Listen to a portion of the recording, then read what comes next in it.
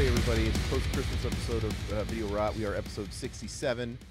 Hopefully we sound good. We're feeling spry. The holiday's over. I'm in a post-Christmas blue period. Looking forward to shaking that off. I'm really excited for New Year. I love it when January 1st gets done, and it's just kind of, okay, back to normal, and we can kind of settle into just business as usual. But as far as today, what we're going to talk about, I just want to talk about each other's holidays.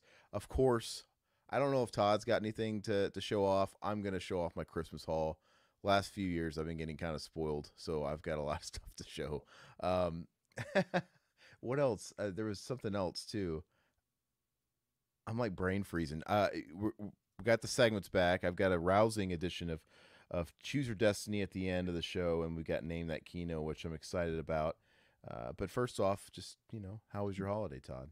You survived? Busy, You yeah. weren't a statistic? You didn't hang yourself?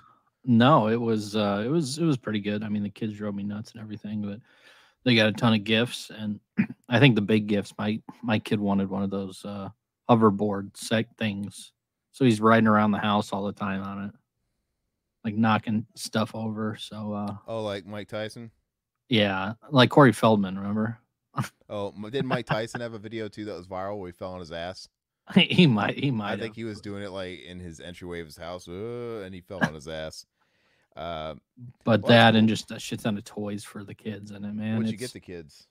Any highlights? oh, What was their yeah. favorite toy? What was their like thing? The big one. The big one was his whatever it was, hoverboard thing. But I got him some games. I got him Mario Wonder. I got him Mario Maker. And Mario they Maker got a 2?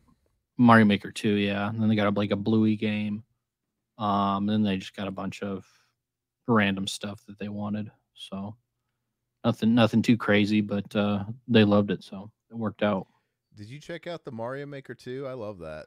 I haven't played it, man. I never get a chance because they're always on the damn thing. So I've been Oh playing a yeah. lot of games lately, though. Well, I can talk about that. Yeah, that's gotta suck, man. You need another Switch. The thing is when the new Switch comes out next holiday season, maybe you can just have the old ghetto one or something, Yeah, But really quick, I'm on a new browser, and I don't know if that has anything to do with it, but my video image looks blurry. Does it look kind of soft? it does look a little softer. Why does it look all soft, dude? Why is there always something going on, man? I don't get it. Yeah, you do look soft. It doesn't look like you're in. Are you using 480? I mean, what are you No, in I'm just in the 1080? normal thing. I got my Facecam Pro, and I'm in the highest definition it'll allow, which is 720. The touch-up appearance is not on. I'm not really sure what it is, but I know I'm soft. But I'm just gonna let it ride. I don't really care. I just wanted to make sure it wasn't me. Well, that's cool. We'll talk about the holidays. We'll kind of discuss if we've gotten anything, and then I did have a topic I wanted Todd to come up with something for. I wanted to. It's kind of our year end too because we're not going to record again before New Year, and by the time this goes up for everybody, if you're not watching live, it will be New Year, past New Year. So I asked Todd to come up with a list of 5 things that he thought was notable of 2023. I mean, is that too much? Do you think we should have just pushed that off till next week, like after New No, Year? no, no. So I think because yeah, next time we can talk about what we're looking forward to in the next year. yeah. So I have, and it could be anything, right? It doesn't have to be like, oh, your top 5 movies. I'm not saying that. Just top I have 5, 7. whatever. Okay, I have 6, but Okay. but I really want it to be like 5. So you got to have it. You got to make 2 honorable mentions, Okay. and but we're not ready for it yet. But and it could be whatever. I don't care. It could be anything and everything. Just anything that you thought was a highlight this year. But before we get into that, because like I said, I want to talk. I want to show off my goods, and I can interest you in one of my ladies. Was that Priest, dude? Oh yeah, yeah. I'll take a rent check. He's too good for me, Priest. You think he's too good for me? Okay, so we'll do this, and then I want to do Name That Kino. All right, so I have a lot of stuff, man. Did you get anything, by the way? Yeah, I got one thing I can grab it. Okay, You can grab it you can real quick, and then I'm just going start to go talking. after you.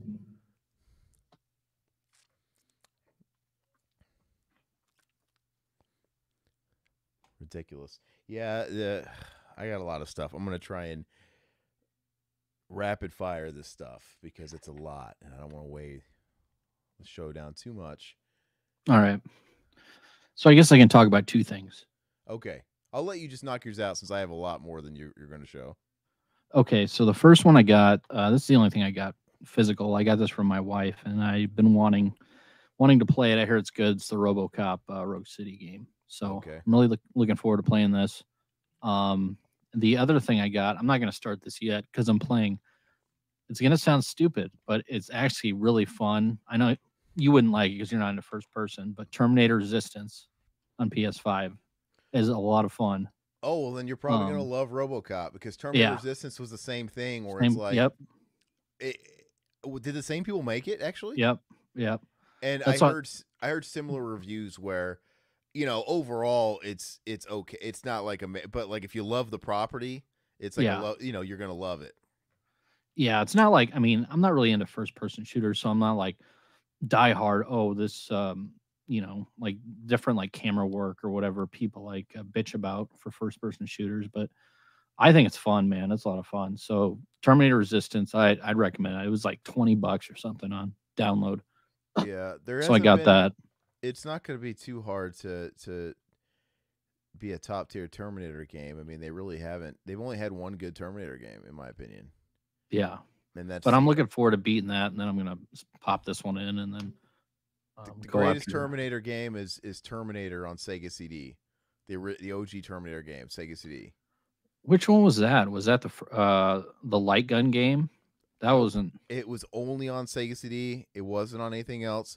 It's a platformer. It's a running gun platformer, Hmm. and you play Kyle Reese. It's Terminator 1, and it came out like after Terminator 2 was out. So it was kind of weird they made a Terminator 1 game on Sega CD because that was like early like 93. It's kind of odd, but the game is really good. It's just a platformer, and you're Kyle Reese. You're gunning down Terminators and shit in the future, and all. It's really cool, and it's a Sega CD, so they were like really trying to flex the CD technology and the music. So it's got like a heavy metal. Oh, this does soundtrack. look cool, dude. It's got a rock and roll heavy metal like lead guitar playing soundtrack, just like all the Sega CD games had, dude. Like it's really fun, and it's You're really just sad. shooting T800s. That's cool. Yeah, Looks and like it's really Contra, dude. satisfying. It's really satisfying to blow. You know how like the just the guns. You know how like it's some games it's really satisfying when you blow shit away and you just shoot, dude. I don't know. It's fun. It's really a solid game. So that's a legitimately good Terminator game. The rest of them, I mean, I don't even want to play the light gun game anymore. Like, what's the point of that? Yeah. But anyway, so what else you got? You got one more thing? Oh, you show both of them. No, that was it. That was all I So got. I'm gonna rapid fire these because I have a lot. Not that I'm trying to flex. Really fast. I did get this too, just like your kids. Mario Wonder. I played it for like an hour last night. It's fun. It's fun. And only one movie this year.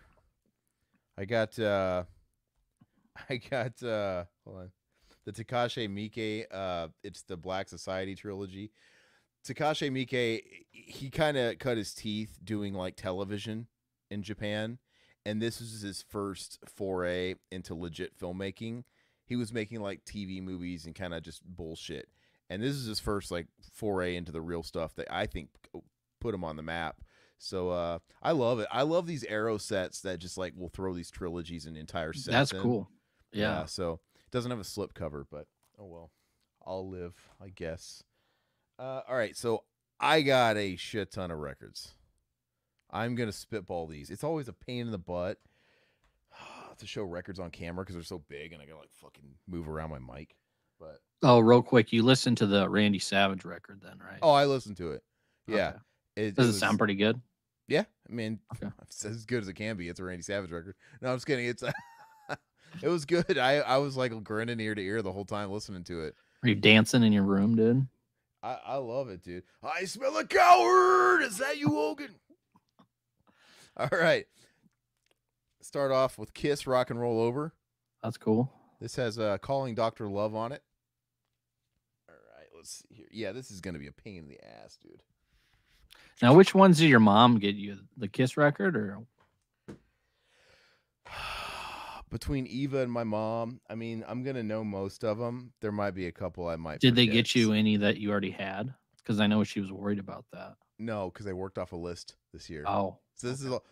this is why the hall is so great because it's like my list. I'm like, hey, this is all the Yeah. stuff I want. So, um, I've been wanting to kind of I've been curating my John Carpenter collection, my score stuff.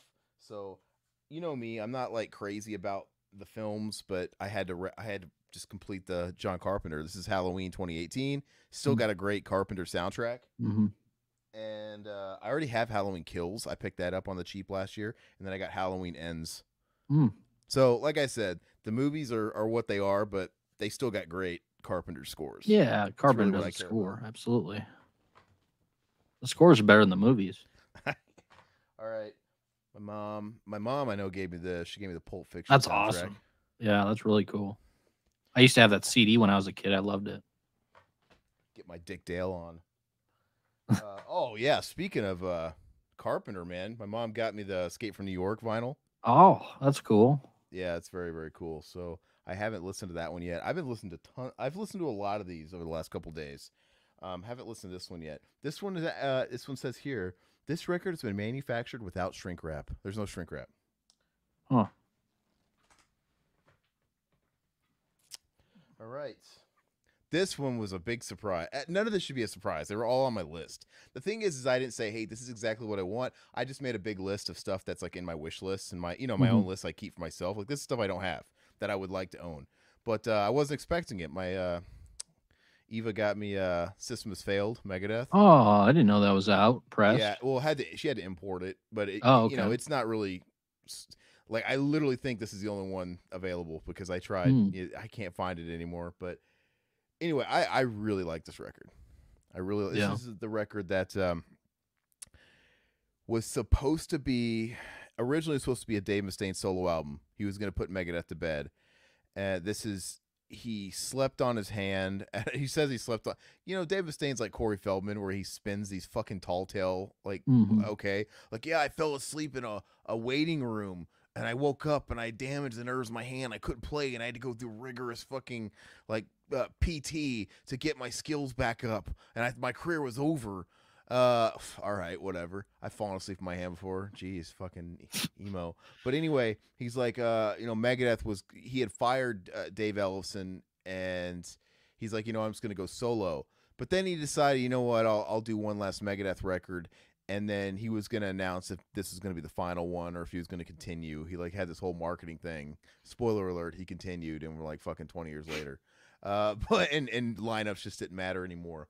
But this one's cool because it's basically just got session guys. It's because the band I believe that played on it is not the band that toured behind it, but it's notable because the guitar player he commissioned to play the lead stuff on was Chris Poland, who was kind of the OG classic Megadeth guitarist who was on Peace Cells, the first two records, Killing Is My Business, Peace Cells. So it has some credibility, and it's really good. I remember when that album came out, Dave Mustaine was on Duck Dodgers, that fucking Mm. Daffy Duck show, and he's like Hmm. animated in outer space. Okay.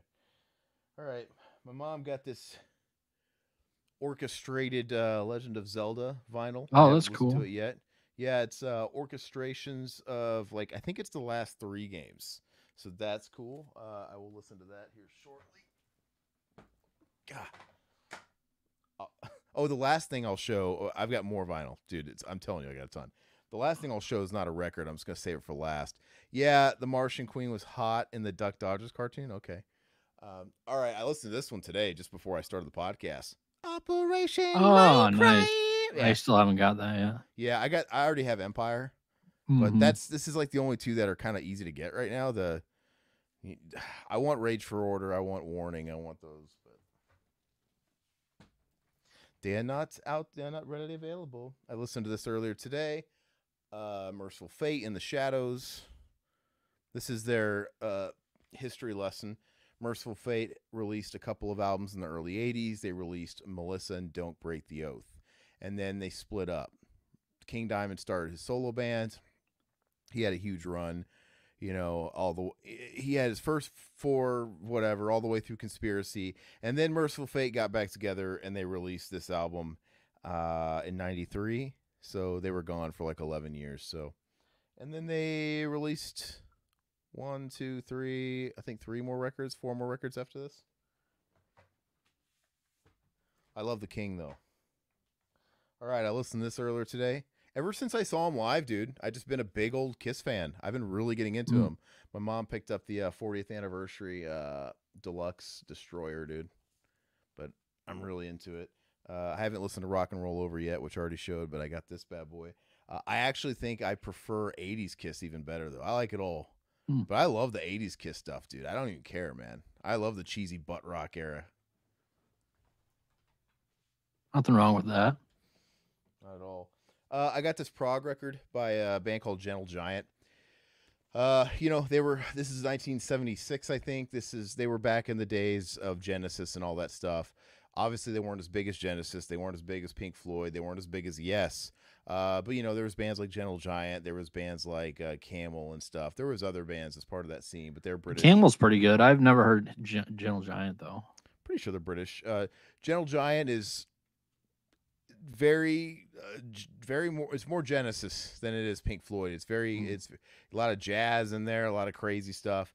And I guess a history lesson on Gentle Giant is Elton John auditioned for this band and almost got hired to be in Gentle Giant when he was down in, before he launched his career that we know it, before he released his first album and all that stuff. So it's a good thing he didn't get this job, because maybe you wouldn't have had Elton John's career. He wouldn't have met Bernie Taupin or whatever. All right, this is a big one.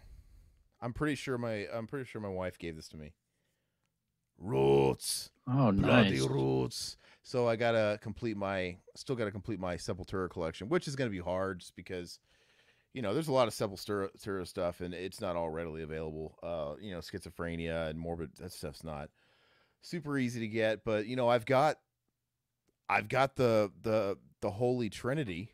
Well, I got the Holy Trinity plus this one, because this one isn't as good as the Holy Trinity. It's not Beneath the Remains, Arise, and Chaos AD, but I've kind of grown to appreciate some of the stuff on Roots over the years. I still think this isn't like the previous three records. I like Arise Sepultura. That's my Sepultura.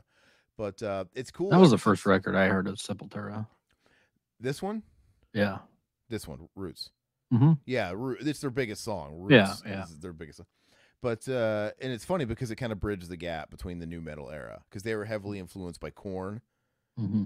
And because this came out in '96, Korn came out in '94, and obviously by '96 they were about to come out with The Life Is Peachy. Max Cavalera was really big into Korn, which at the time was a real new and happening sound. Like, what is this? I don't think new metal had been tainted yet. It was just the Korn sound. And not only did they rip off the Korn sound, like they tuned their guitars like Korn. They even got their same producer. They got Ross Robinson. This straight up sounds like a Korn record in the production aspect. And it they started dressing like Korn. Like all of a sudden they went from being a thrash band, right? Like a traditional thrash band, sleeveless shirts, long hair, just beard. All of a sudden they're wearing soccer jerseys, baggy Jinkos. They get dreads, and Max Cavalera's got like red dyed dreads and shit, and just bright green. It was just a thing. But what's cool is my earliest memories of Sepultura was, one of them was the Blood Rooted, right? Remember that? The Blood Rooted, it was like the rarities and B-sides that came out after Roots. And it had like demos and shit. It had like Dusted demo. It had Bloody Roots demo. And anyway, probably for the last 15 years, whenever they've reissued this, like as like a collection, they just basically include Blood Rooted in here too. So this was cool, because my version of Roots was always Blood Rooted one. That's the one I always knew, and I like it better because it's the demo, and it's faster. The original is a little slower, which it's not as good. And then this has Procreation of the Wicked, the Celtic Frost cover, which I think is awesome. But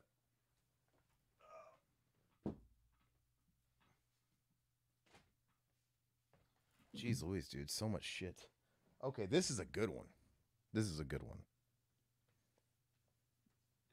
Pretty sure this is Eva that gave this to me. Music on Vinyl, Oh, Wrath. Wrath. Oh Do you yeah, have yeah. Wrath yet? I don't have Wrath. I don't think I have Wrath. You have to think about it. Yeah, Yeah. I love Wrath, man, and you know, the only way to really get Wrath is by import, which you can get it pretty easily, but they're imports from Amazon. So MOV. yeah, so this is UK, and in the UK they were on Roadrunner Records. In America they're on Epic, but Yeah. so it's cool, man. I listened to this one last night, and I love it. And this was the last good Lamb of God record until the last one that came out, which I love the last one finally because they had just shit. They hadn't been good. They had been good in fucking 12 years. So, Yeah. but I love this record, and it's aged well. It sounded so good. It's been a minute since I've listened to this record, and it just takes me back to being because I picked up this album the first time on CD when I was in the UK, and just I was just like walking around Europe on foot everywhere, and I had it ripped to my iPod at the time, and I was listening to this album religiously. So very cool. Listened to this one yesterday. Love this record. Nirvana Unplugged. Oh, nice. Todd's like spacing out. Like, where were you at? Sorry, I was looking at records on Amazon. Oh God, yeah, the Unplugged New York. I like this one.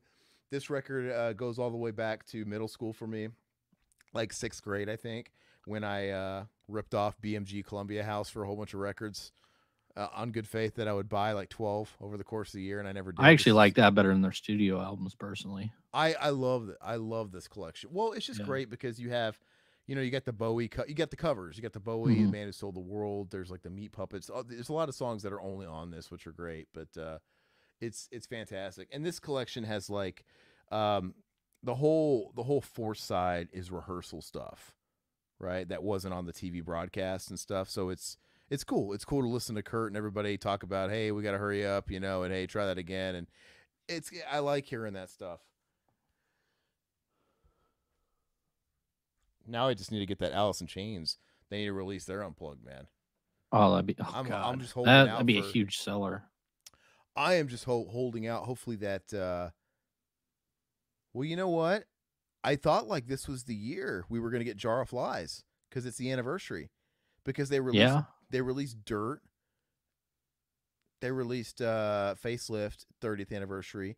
They re-released Dirt in 2022 30th anniversary, and I thought we were going to get Jar of Flies in 93, and we didn't. So it's kind of a bummer. I'm like, are we ever going to be able to get that one again? Because that's my favorite. That's hands down. That's a top 10 album for me of all time. It's my favorite AIC record.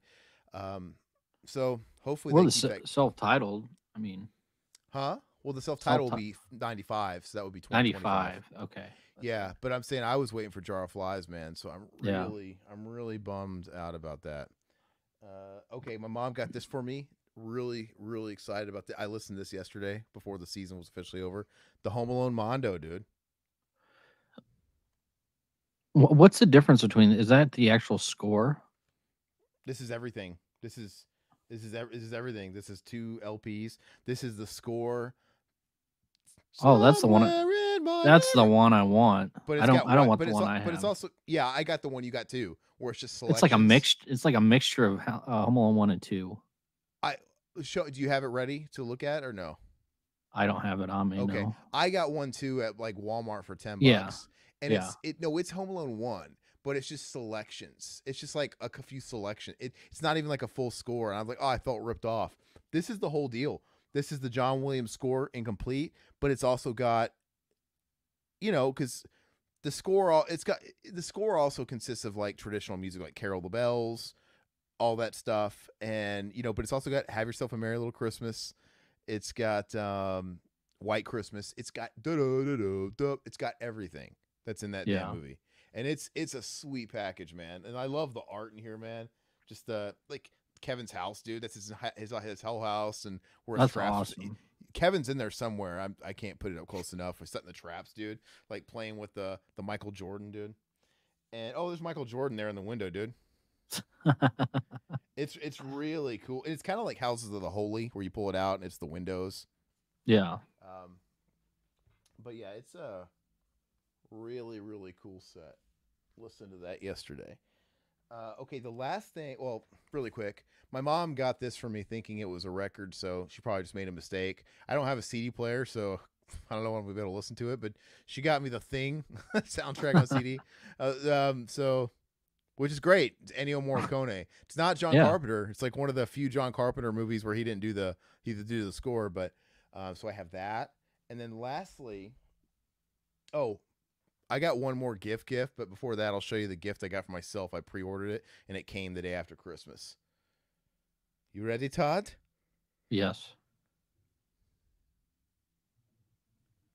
Did you get it too? You son of a That was bitch! going to be on my top 5, but I'll do an honorable mention. Yes. When'd you get I it? You got it pre. You just got it, didn't you? I love the. I listened to it today.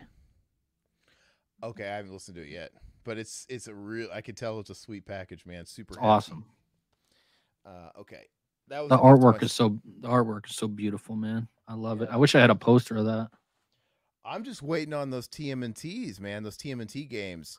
So they've gotten released through other people, but like I was gonna buy them to enjoy the ride because I just wanted their pizza variant, and they don't have any of them yet. They're just like, yeah, like we'll let you know. Not even one of them. They've like announced the teasers of every one of them. They still haven't released the first one yet, which is good for my pocketbook.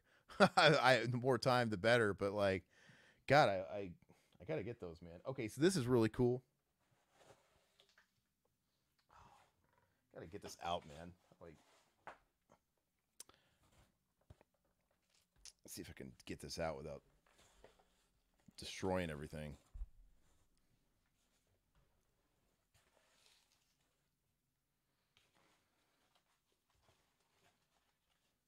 Talk amongst yourselves. All right. A24 I see on the box. Yep. A24. If you go to their website, they've released these like hardback like screenplay books, right? For pretty much, I think almost they're at least their biggest movies. And the only one I really care about is Hereditary. You know, I mean, there's a lot. They have like, they've got like Ex Machina and stuff, which I love too. I think Ex Machina is fantastic. But as far as owning them, this book is awesome. I'll take this, and these are great because it's got. It's the screenplay, but it's also got like side notes with the screenplay. It's got images from the movie behind the scenes stuff, just kind of taking you through the whole thing beat by beat, which is really cool. Now, did they have a 4K of that or no? Yeah. Hereditary. You don't have it? No. It's like one of those 4K 4Ks you could get for like $7. Oh, it's one of those. I didn't know if they had a special edition on the website. No. But anyway, that's my last gift, which I love this. I have not cracked it open and read it. Okay, and then I think that's it. That's it. Pretty good. That is good. Let's see what's inside that box, dude. They gave me a bookmark, a Hereditary bookmark. They gave me my receipt in this nice little like envelope, dude. And then they're trying to, I guess, promote their Zac Efron wrestling movie, so they threw this little postcard in there with Zac Efron. Okay, I guess. Because he's in that new wrestling like biopic. Oh, okay. I found it kind of odd. I'm like, oh, thanks. Anyway, so that's what I got. Yeah, very, very good. I'm still getting through all of it. All right, let's do name that keynote. Todd, are you Christmas brained? Are you foggy headed? Are you gonna be able to get through this? Are you feeling slow? No, I should be good. All right, let's check in with the Silhouette. Fred Durst has that extra nutty, what? Like sludge? What are we even talking about here? Okay. Anyway, so let me go ahead and pull it up here. I don't know how you're gonna do with these, to be honest with you. I'm not going easy on you. I think some of the images I'm trying to make harder because you're always a fucking asshole with me with this stuff.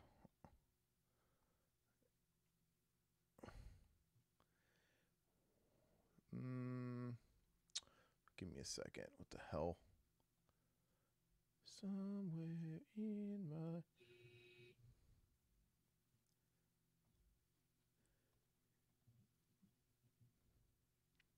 I wonder why it's not...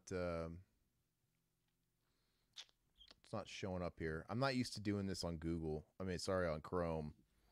Let me do this again. Interesting. Why is it not showing? Do you ever have this problem, Todd? On share No, screen? no, I haven't It's had that not issue. showing. It's not showing my. Do you have two different? Do you have Chrome and Firefox up? No. I just got X the out of one. Firefox. I don't have Firefox up. Oh, I don't know why. Okay, here we go. Yeah, it does look weird. It does look different. I found it, but it looks different. Okay. You ready, Todd? Name that Kino. oh God. Harold and Kumar. You racist. No. That's really It's good. really good. It's really good. I know where you're going with that.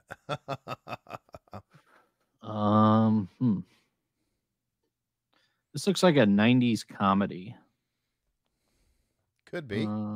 Could not be. I don't know. Is this Mighty Ducks 3? We're the Ducks. No. Oh, did you turn your chat off? Yeah. Chat's off. We got any guesses? God, this is hard, dude. Yeah, it's supposed to be. Okay, a businessman. He looks like he's in some sort of restaurant or bar or something. No, it's not a silhouette. That's funny. Gung Ho. No, I mean it's a good idea. A good guess. You see an Asian guy in a business suit. Why not guess Gung Ho? But no, That's a good movie. I love Gung Ho. it's a really good movie. It's a Ron Howard joint. I need another one, man. I don't know this. Okay.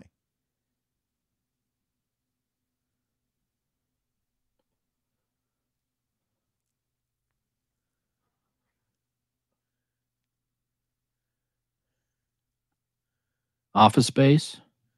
No, that's a good guess because it kind of does give me Office Space vibes, but you would be incorrect.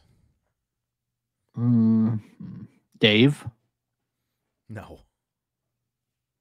Looks like any presidents are on there. Let's see. I'm trying to see who's in those photos. That's a good guess, silhouette. No, it's not.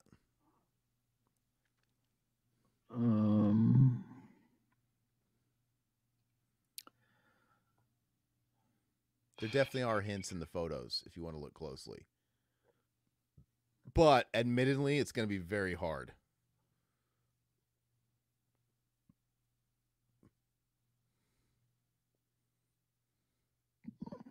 No, it's not. By the coffee maker, right? It's got to be 90s, maybe early 2000s. Employee of the month. That's a great guess, but no. You sure I've seen this? In the Army now? I even checked Letterboxd. I'm not like you, Todd. I don't just assume. You assume all the fucking time with mine. And I'm like, what the hell, man? I double checked. I always go through Letterboxd to see if you've got it watched. I don't know if you watched it 20 million times or 2 times, but you've watched it. I have no clue. Okay. So you give up. So technically on this one, I have 5 just for funsies, but you've lost this one. But let's see if you can get it for fun. Here's number 3. It gets easier from here. No, this was not very easy, but but do you maybe know for it'll get easy from after this is totally a giveaway. Oh God. Anybody else? No, these are good guesses in the chat, but this is a movie I've probably seen once. It's a classic. It's a class. It's a movie any cinephile has probably seen. Oh, Big Lebowski? No. I can see why you guessed that, though. Lethal Weapon? No. You want me to go ahead and give it away? Yeah. Yeah. All right. I technically got 2 more slides. This one gives it away. Oh, this is... Yeah, this is Reservoir Dogs. No, dude. When did Steve Buscemi get choked out in Reservoir Dogs shirtless by a Native American dude? I don't remember that. What No, is this? What movie is this? gosh, you didn't even get. Okay, nobody in the chat got it either. Come on, man. Fargo? It's Fargo, Jesus, yeah. the wood chipper. Yeah. That All was right. tough, man. I haven't seen Fargo in years. I love the movie. I love the show too. I That was a haven't good watched one. the show. All right, so let's go for round two. Todd's redemption arc is underway. Nobody got that in the chat. I'm actually shocked. Yeah, Silhouette, you were thinking Fargo, but you didn't say it. You're probably thinking Fago.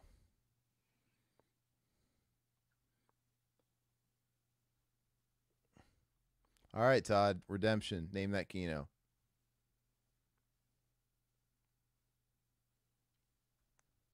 Austin Powers. No. I mean, it's as good a guess as any, I guess. I mean, Any guesses in the chat? Ace Ventura. No. I don't know where your head's at with these guesses. Well, what kind of shot is this?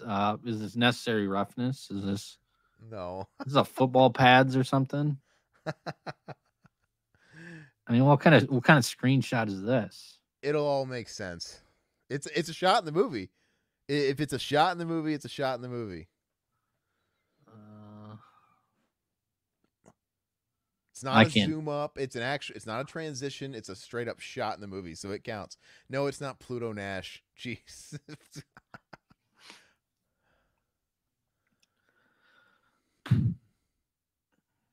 This is a Pauly Shore movie. Steven Tyler, PJ. Steven Tyler. No, it's not. I don't know. You can't guess entire actors, by the way. No, I don't know it from this shot. This shot is ridiculous. So you need another one. All right. It does get. This one's really good at getting easier as it goes. This one does legitimately. Okay. Ready? You want another one? Yeah. Name the Kino.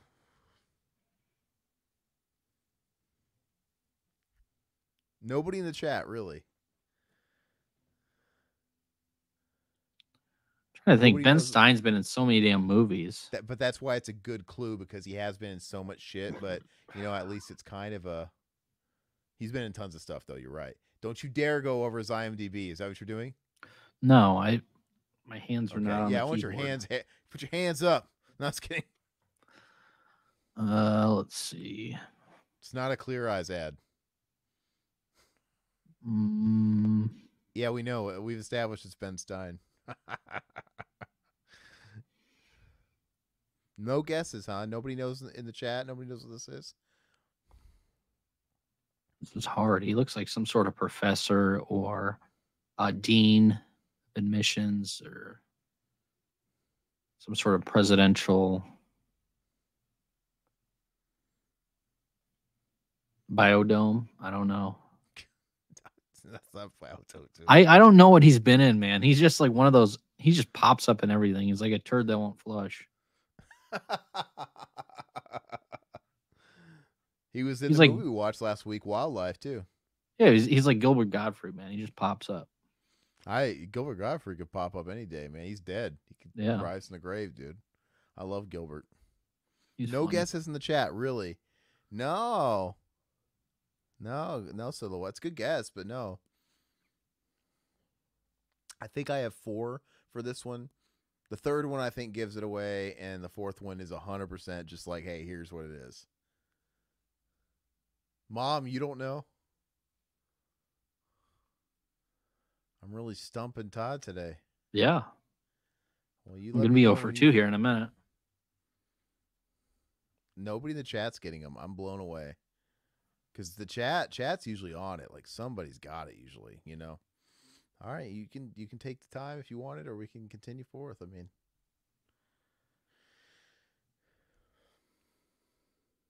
I don't know. You can move on. All right. Todd has lost, but for funsies, let's see if he can get it in the third slide. This is oh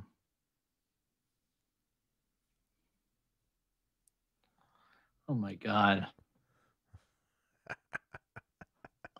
Anybody in the chat have it yet? This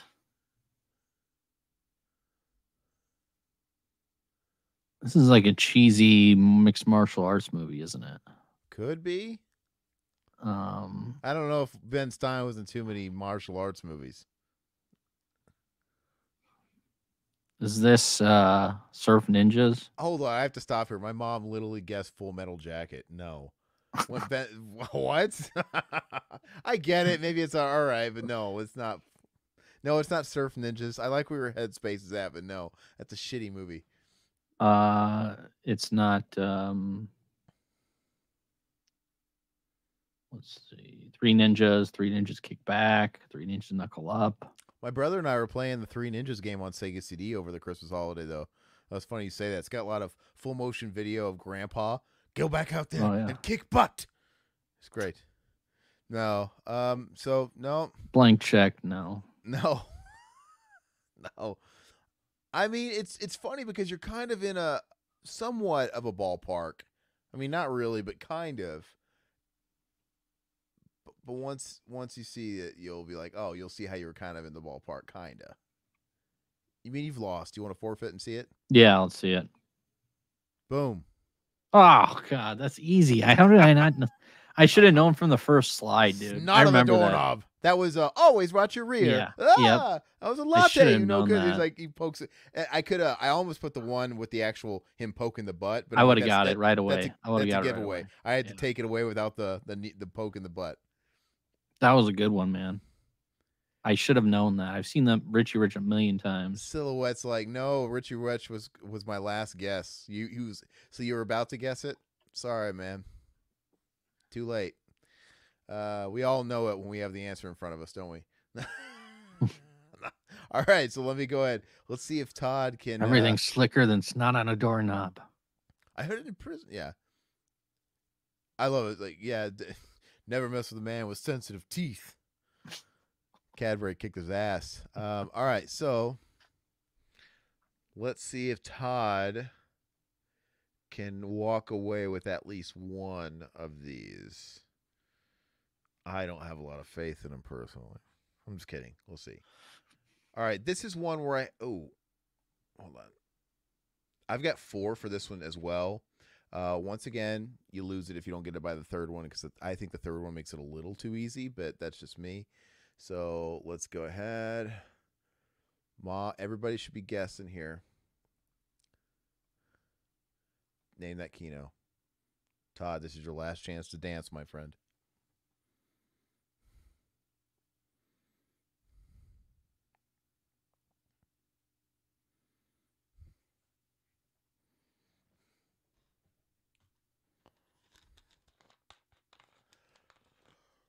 Oh, is this Good Will Hunting? No, it's a good guess. I get it. It's not. Stand and Deliver? No. Dangerous Minds? No, go ahead and go through all the The Substitute? Ernest Goes to School? No. No.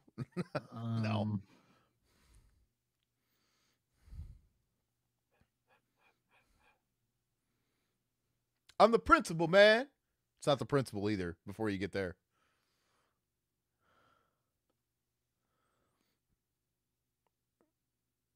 Does this meaning have something to do with the film?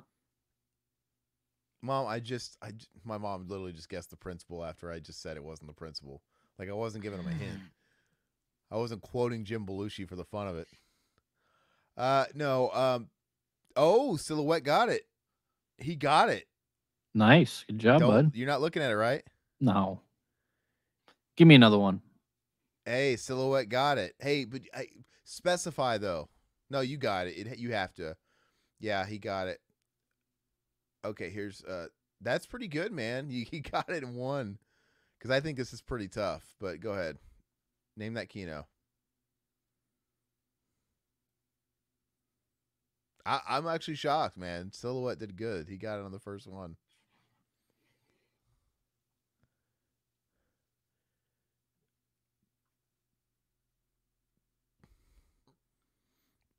Good job, man. Jeez. I wouldn't have got that on the first one.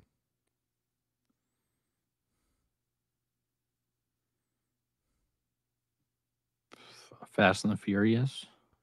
Nope. Is this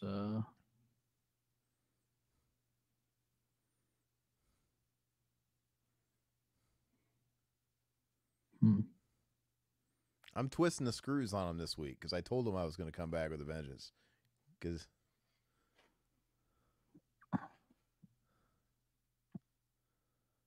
Four Brothers? no,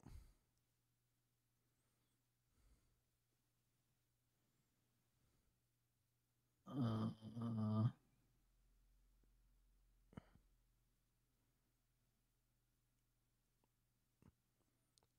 you've seen it many times, Mom, but you didn't guess it. So Collateral?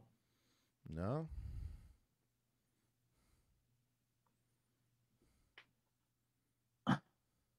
It's a clean sweep this week. I can tell. Bet you're happy. I am, dude. This I means I'll told get you back next week. I don't Hey, you care. went I on was for gonna. 3 last week. Yeah, All I right, give know, me the but next one. we're just gonna keep. This is gonna keep being like this unless I'm trying to get you to back down and to be a little more friendly with this because it's not fun losing all the time, is it? Check it. Okay, so basically, Todd lost all three, but let's see if he can get this one before we just give it away. Todd, what is this movie? Not a total giveaway, but it's pretty. If you've seen it, if you know the movie at all, it's a giveaway. Which I know you've seen it. Yeah, I know this screenshot.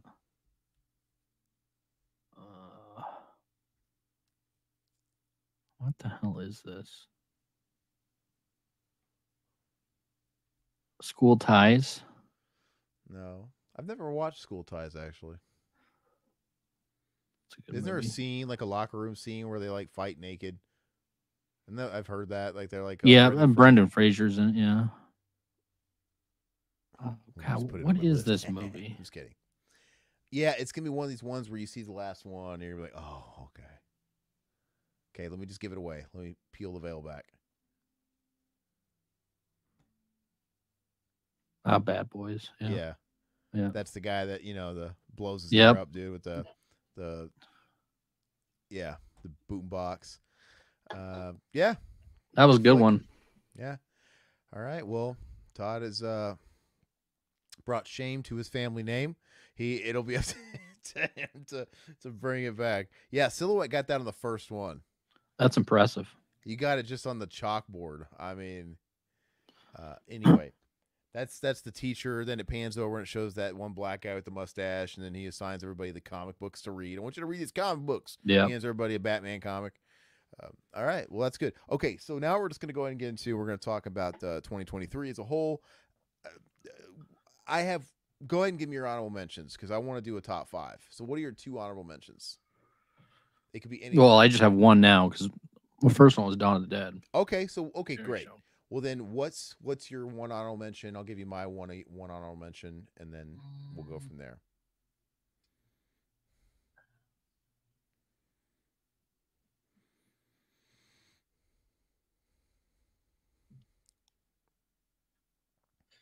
This will be my honorable mention. So this is one of my favorite sets of the year. Very good set. I love it. The only reason why it's not in my top 5 is because I already have this on Blu-ray. So this is something I love the packaging. I love the artwork, the discs, the 4Ks look beautiful. And the box set, I mean, it's second to none, and that's Texas Chainsaw Massacre, the Second Sight box. Yeah. Which is fantastic release. I'm glad I own it. I don't know, what can you say? The Second Sight puts out the best, I think, in packaging and quality. So I didn't bother myself with it. I'm like, you know what? I'm fine with the US that steelbook that came out or whatever. And but when I see Todd's, I like, yeah, of course I always get jealous because that is a really sexy box set. But the fact of the matter is, I don't love the movie as much as Todd does. It's important. I like the movie. I get it. I think it's a great study. I just don't love it. I think I like 2 better these days. it's top 5 for me. Maybe it's just played out. Maybe I've just seen it. Maybe it's just I don't know. maybe that's sacrilege. I probably shouldn't say it out loud. I like it. I don't love it anymore. So um, anyway, my honorable mention is just going to be horror had another strong year, right? It had a strong year in 2022. Obviously, you had something like Terrifier 2 do gangbusters, like a small budget, Skinamarink, these fucking like nothing movies that cost nothing doing gangbusters. And I still never saw Terrifier 2, but you had them create a new horror mascot that's popularizing cons and cosplays in this era, which is impressive. And it was just like the first nail of the coffin of big spending and big studios wasting money on just bullshit movies. And it started last year with them showing, hey, we can make stuff on a budget or relatively inexpensive and make a profit. This year was more of that. Eli Roth came back. Thanksgiving was a hit. That's awesome. And just it's been this huge turning point, and I'm really excited. As far as where we're at with like the cinema experience, it's exciting to see the underdogs come back a little bit and people grow a little fatigued of all the other shit. So yeah, I mean, we're just on a trajectory of horror, and I think it's good for the genre. I mean, we can't say the same for it's not perfect because on the streaming side of things, it's just going to hell in a handbasket. Yeah. Right. And it's caused a lot of damage. Right. I sent a post in Messenger, but the last bastion has fallen and Amazon is now charging more for adless. We pay for Prime. That was, so now we're going to get like an ad support. It's now gotten to a point where it's full circle. I know people have talked about it for a couple years now. Like, it's just cable again. Well, now it really is. Now it's like you're paying for something. Now think about it. Peacock, this is NBC, CBS. Now network TV was free and we had to watch ads. Now It's like your Peacocks and all this stuff. It's NBC owned. It's all this stuff owned, and we're paying for ads. And if you want no ads, you got to pay more. And so you've had HBO Max roll out. Like, okay, if you want 4K and all that stuff, it's gonna go up to like $20 a month. Otherwise, everything's gonna be in HD now. And we all have an ad supported tier now. It's like that costs money. That's not free. And Prime is now, like I said, going to have ads, which will probably upset my mom. She's like, my mom literally said, I love it when something's also on Prime because I don't have to watch ads. She tells me that all the time. Well, Mom, starting January 30th, Prime now has ads, and I'm not paying $2.99 a month to get rid of them because I won't bend. I won't bend. And so now I'm just going to go ahead and I'm going to have to downgrade everything to ads because I don't care, because they're forcing this new society on us where we have to watch ads again. And I'm like, well, it's just come full circle. I guess it's just now the new cable where we just have to get used to, and I've kind of gotten used to watching ads again because I refuse to get nickel and dimed and pay $20, $25 for all these fucking streamers for no ads. No. And it sucks because if you want the ad versions, you're just paying what you used to pay. Yeah. So they've essentially just increased the price. I'm not going to do it. I'm done with it. And if anything, it's just going to add more allure to watching my physical stuff. Well, that's what I do anyway, yeah. But I'm saying it's going to make it more special now. It's like, well, now it's more incentive for me to watch something on my shelf because this is just like in the old days. No ads. That's what I'm saying. It's blowing my mind. We are full circle because back in the day, you could watch a movie on cable TV and you'd have to watch ads and be edited or whatever. But if you own the movie, oh great, I could skip around, I could rewind, and no ads. We are literally back to 30 years ago, and it's blowing me away. And that's why I even buy television series on, Blu-rays, DVD, because I still pop them in. I don't mind doing that. But I'm saying it's getting to the point where I'm going to do that even more because it's just so silly. It's just all coming in on itself, right? All these big corporations have lost so much money on the streaming thing post-COVID and all that stuff. They have just burned their own houses down, and now they're trying to recoup where they can. And just, I don't know what else to do. I think everybody should just fucking choke them out. Well, I don't think Netflix really doesn't come out with original series anymore, do they? Because remember when like Ozark was really hot and like all these like Ozark ended a year ago. Yeah, I mean, a lot of these series was huge. I mean, Cobra Kai was big. I mean, it's like they haven't really been. It's going to come back for one more season. They haven't really been putting a whole lot out. Do they not have the money to? And the thing is too is none of these streamers ever come out and tell you the numbers on how many Mm. people are watching. There's no you can't get ratings like you could with Nielsen Mm. SoundScan or Nielsen rate TV ratings. They don't tell you. But like some of these shows on Netflix, are getting like viewed by hundreds of people, just hundreds, because there's Yeah. so much bullshit on them. They're wasting so much money. And this past year has been the year of write-offs, man. And maybe that's a good thing.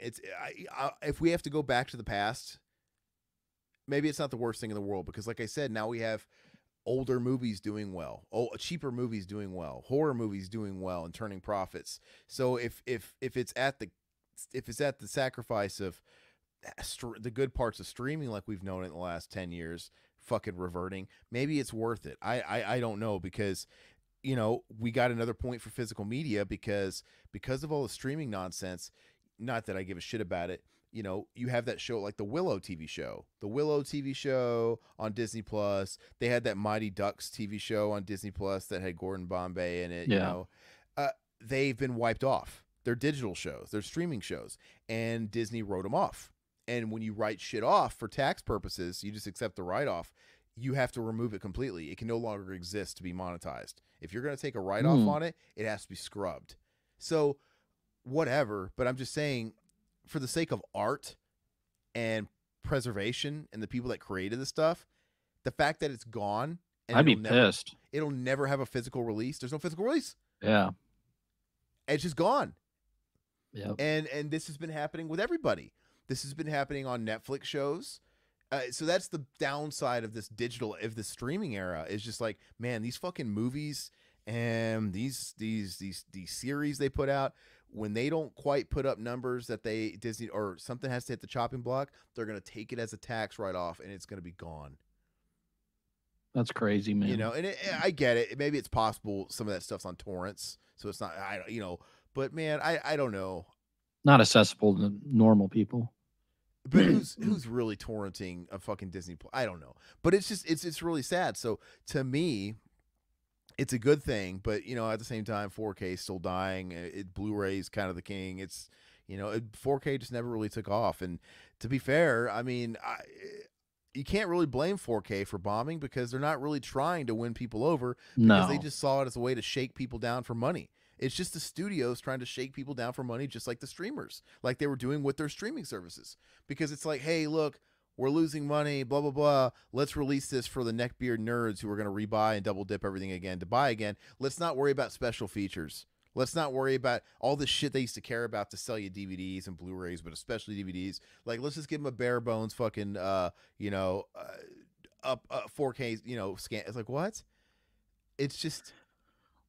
Well, and it's funny because I don't know where I saw this. Goat was talking about it, I think, on Facebook or something like that. That they haven't come out with a new 4K player in like 5 years, so those will be dead. I mean, like a newer version. Like, I mean, you're stuck with the same 4K technology. It's been like what, 2017, 2018. No one's making them. Yeah. So this is going to be like the last thing. You've had that Panasonic, that Panny. I mean, that thing is fucking older than dirt now, and it's just gone up and down in price over the last 5 years, because there's not, it's still the best one, because nobody's making any money. Yeah, it is old, and it's in the last couple of years, it was seeing highs of like $500-$600. I'm like, what the fuck is this? But it's like, this is a $300 player, whatever. But if it would have taken off, that thing there should have been a million other people making them. There would have been models come after it, and that thing would be fucking $50 somewhere. And one thing that pisses me off is they don't sell Panasonic televisions in the United States. They're the best, one of the best televisions in the UK, but they stopped making them because I think LG and Samsung took over the United States, and they're coming out with like all the OLEDs and all that shit. But I love Panasonic. I wish they still sold them in the States. I mean, I don't know. Samsung and LG are fucking doing fine. I think they're great. I mean, they're the top two. I mean, but I don't know. I don't like their interfaces. Interface? Who gives a fuck about interface? I do. You on the smart TV, dude? You using the smart TV on those things? They're all smart televisions now. But like, why do you use the smart TV function? Don't you use your Roku or your Fire Stick or whatever it is you got? No, I don't use that. because you No. don't want to use that because they're going to stop updating it anyway. It's smart Yeah. TVs are like a crapshoot because in 3 years they're no longer going to update that damn TV anyway, and it's just going to be low. I mean, You know how I've many experienced this. Rokus I've thrown away because those damn things overheat and they just fucking go out. I mean, My it's Fire Sticks are pointless. tried and true. They've never. But I'm just saying, like as far as like the smart TVs, it's a shit show because they don't update them for but past a few years. It's just like Yeah. it's not you might as well get into a peripheral, a Roku or a Fire Stick or whatever. But anyway, so I don't really care about that stuff. I don't care about any of those features. But anyway, I guess what's your mine will kind of lead into my first real one. What's your first? Your number? They don't necessarily have to be in order. Mine are kind of in order though, to a degree. Yeah. So mine are all physical media. So Okay, all things that I said Texas Chainsaw, right? That was an what? That was an honorable, yeah. that was an honorable. Okay, so this first thing I was really excited about. I didn't own it on Blu-ray or anything. I was holding out for this for years because I knew it was going to come out, and it's something I loved. I know you love it too. And once I saw this, the packaging was awesome. The fact that this is 4K is really cool. I don't know. This Some people don't like this set because they don't come individually boxed. Like they're re-releasing it individual cases, but I don't care, man. This packaging is awesome. The Hellraiser box. I mean, this is a highlight for me of the year. I thought this was fantastic. Yeah, I almost I considered it. Mine's not too heavy on physical releases, but I considered it. I guess technically though, as far as film releases, yeah, it's I'm a fanboy. It's by far my favorite release of the year. It's so sweet. It's so cool. And I ended up with two versions, man. I have a fucking Pinhead and a Shatter Beast. I Oh, gotta get rid are of you this. selling the I've been Chatterbeast? trying to sell it. It's been listed for a while. I mean, it'll sell eventually, I'm sure. But the thing is that might have been hurt because they re. Did you see they re-released it now? So now that that's all gone, that special edition, now they're coming out with another version, which Yeah. honestly is fucking. It's not too much worse, and it's a lot cheaper. So it's like, why wouldn't you get it? It's the set. It's kind of like the old Scarlet box. Like I had the decked out Scarlet box, and I got the basic bitch one. But the basic bitch one's fine. It's still a hard case. It's still all the movies. It's still pretty cool. It looks good on your It shelf. it's cool, but I don't think the packaging is as good as that. But I But do like the individual cases. I think that's cool. it might hurt my my resale though. Yeah. Anyway, so yeah, I mean that should have made it on mine, but it didn't. No well. So for me, I am going to let me see.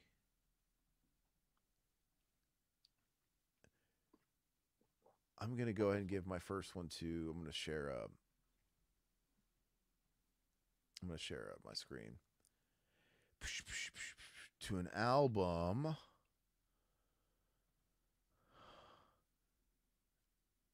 Grab it off your shelf. No, I'm not gonna get up. I'm so this record is probably my album of the year. In Flames, if anybody is familiar with In Flames or even this kind of music, they have just been a shit show for 22 years. Like they were so good in the late 90s, mid late 90s, and all the way up until like Clayman in 2000. Really good. And then all throughout the 2000s, they just started chasing the mallcore thing. Like they started trying to keep up with all the fucking mall bands in like the 2000s and 2010 and shit. Like what the fuck? Anyway, but they are a Swedish melodic death metal band, and this album came out, and it to me it just sounds it's like they're back to form. This sounds like it would have followed up Clayman in 2000, and it's really really really really really good. And if anybody likes this kind of music, stuff like Dark Tranquility or At the Gates, etc., listen to this record. It's fucking fantastic. Now, for me, I just hope they keep it going and they don't fall off the wagon and release another shit fest. Chasing trends. But I don't know if Todd even knows who they are, but In Flames, yeah, I've heard some of their stuff, but I haven't heard any of their good stuff. yeah, don't anything. Pretty much In Flames existed from like 95 to 2000, and now they exist again in 2003, and it's fucking Okay. amazing because it's really good. But they're really popular. Like they're Yeah. they're a big band. You know, for metal, they're a big band here in the States, but like in Europe, they're real big. Like they play big places, and I caught them on tour supporting Meshuggah. Fucking awesome show. That would have been that would have been last year, and it was just unreal. And I'm like, fuck, man, this is awesome. And I was hyped. And they played the new song. I'm like, holy shit, they played it live. Like this sounds like In Flames. But yeah, that's mine. So what's your number 4? Number 4 is something I picked up physical media wise. I never saw it before, but I bought it off a recommendation, and I was blown away how much I loved it. Um, I love the release packaging. I love the cover of this thing, man. It's beautiful. You got me to actually pick this up, and I don't regret it, man. I love this, the Changeling, Oh yeah. and I love that cover art, dude. I think it's so fucking cool. So I was blown away at this Wait, release. so when you watched it, did you just I can't remember did you watch it for a podcast, right? Or No, you're telling me about it and you just because watched it off recommendation. I watched it off of your recommendation because I And said I was going to get it, and you're like, you probably want to get the Second Sight one that just came out because okay. Did you buy it then watch it, or did you watch it then you bought it? I bought it and then watched it Okay. off of Yeah, your yeah, recommendation. Yeah, cool. yeah. Yeah. And I because we were talking about ghost stories, and yeah, this is probably back in April or something. We were talking about stuff like that because we were talking about Amityville Horror. We might Full have covered Circle that. or Yeah. And yeah, you were recommending, and I was like, I'll just pick it up. And yeah, man, it's fantastic. I loved it so much. yeah. I haven't watched that version yet. I haven't watched it yet. It Cuz they looks it have looks it looks fantastic, because man. they have the other one too. Like who put out the other one? Was it Dark Sky or Sever? I don't remember. Severin. Severin. Yeah. Yeah, the one that's not as good. But so I'm gonna wait till I'm ready to watch it again because I watched it like a year ago. But cool.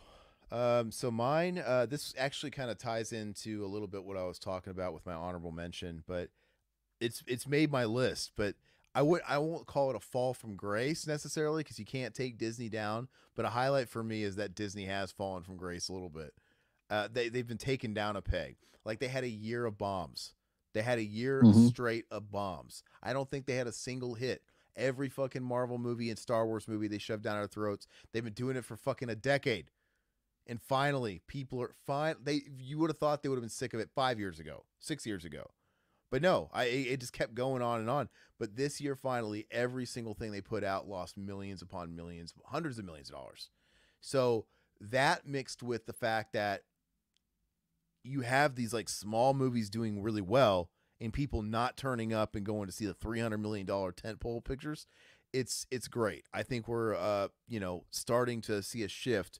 You're not going to take Disney down, but what you're going to do is at least going to get Disney to follow the trends, like all businesses are going to do. But oh, you mean we can make money off $50 million fucking movies? Yes. It's only, people are tired of the same fucking cookie cutter stories, formula. 'Cause that's all the Marvel and Star Wars movies are now. They could be written by AI. They Yeah. really could. I wouldn't be surprised if an AI, Chat GPT could probably write a totally passable Marvel script if you asked, because there's enough to work off of. It's also formulaic. So maybe the big studios, I would like to see all the big studios tank. I would like to see all the indies, I would like to see it all just kind of get a reset. But if anything, if they could just go back to chasing the money and just hiring some writers, getting some original stuff, hopefully not AI, and just, I don't know. The time to have made money from AI scripts would have been the last 5 years when people were just eating those shitty Marvel movies up. But anyway, Well, Disney didn't can that take it new down, never give up the dream. What's up? didn't that new one just bomb? Is Which one? that was DC though, wasn't it? The DCs Was are that? bombing too. Great. No, yeah, Yeah. Flash bombed. Mm, The Aquaman bombed. Aquaman was a hit. The first Aquaman was a hit. mm, People, the Shazam bombed. But I'm saying the Marvel movies bombed. The Marvels bombed. All these fucking movies are bombing. The Star Wars shit, they're bombing. It's mhm, great. It's fantastic. We're tired of it. So people are finally speaking with their wallets. Finally. It's taken mm. way too long, but better late than never. So it's weird because I feel like all that stuff's good, but on the flip side, we have all the shitty stuff going on with streaming, and we're going back to cable. That's bad. And then we also have all the stuff with the rise of AI and stuff like that. That's kind of casting a cloud over the future and shit. I mean, all that's kind of scary too, and kind of shitty. So I don't know how long this will last or whatever, but it's good to see small movies getting a shot. And like I said, now Marvel, what did Marvel say? Disney said we're only gonna do one Marvel movie a year now. Thank God, because they had like 4 Marvel movies coming out throughout the year, dominating all the slots, plus Star Wars in between them, plus Indiana Jones bombed, fucking tanked. So now that they're just gonna do one Marvel movie a year, I mean, I'll take it. That's fine. If anything, like I thought the Marvel thing started out pretty cool. If anything, they can only, if they're gonna keep doing it, it's only going to help the movies, I imagine. But regardless, now we have open space. So now we can have Eli Roth make Thanksgiving 2 and him get a theatrical run, right? Because wasn't Thanksgiving supposed to be a streamer and it got bumped up? Yeah. Right? I think so, yeah. It was going to go to a streamer. It's going to go to like Peacock or whatever, whoever owned it. And then it got bumped up. And that's happened a couple of times in the last what other examples of that? There were some other movies in the last year that were going to be streamer. Oh, I tip of my tongue. Yeah. I'm trying last to minute too. They got bumped to theatrical releases and they did well. I can't for the life of me think about what it is. But anyway, it's a weird unknown future. Because like on one hand, that stuff's good with the movies. On the other hand, we got the fucking AI bullshit, which is scary. I mean, who knows? I'm just going to like coddle up in the corner with my old boomer movies even more going in the future. I mean, like I'm becoming less and less interested in this AI future that will get abused. But yeah, you missed Name That Kino, man. I'm sorry. Todd lost every round though. I went at him hard this week. Silhouette got one. Yeah. Silhouette got one on the first try, and it was pretty impressive. I'm not gonna lie, but yeah, that's Disney getting taken down a couple of pegs was on my list. So it's all hopefully positivity going forward, at least into 2024. The fact that we're not gonna get like Marvel and Star Wars shoved down our throats this year is pretty cool. To be honest with you, like maybe I'll go to the theater, dude. I don't think we went. What did we see? We went to a movie for the first time in a long time. We haven't been to the movies in a year, and but we went and saw the new Ghibli movie, right? The Boy and the Heron or whatever, and that was really good. I love the Ghibli stuff. So, but that's the first time I've been to a theater in a year. So, man, it'd be nice to go to a movie theater again and maybe have some. Remember back in the day, by the way, like when you were kids, dude, you could literally go to the marquee and you actually had to choose something. Like, oh, I could see this, or we could see that, or we could see that. You actually had options, man.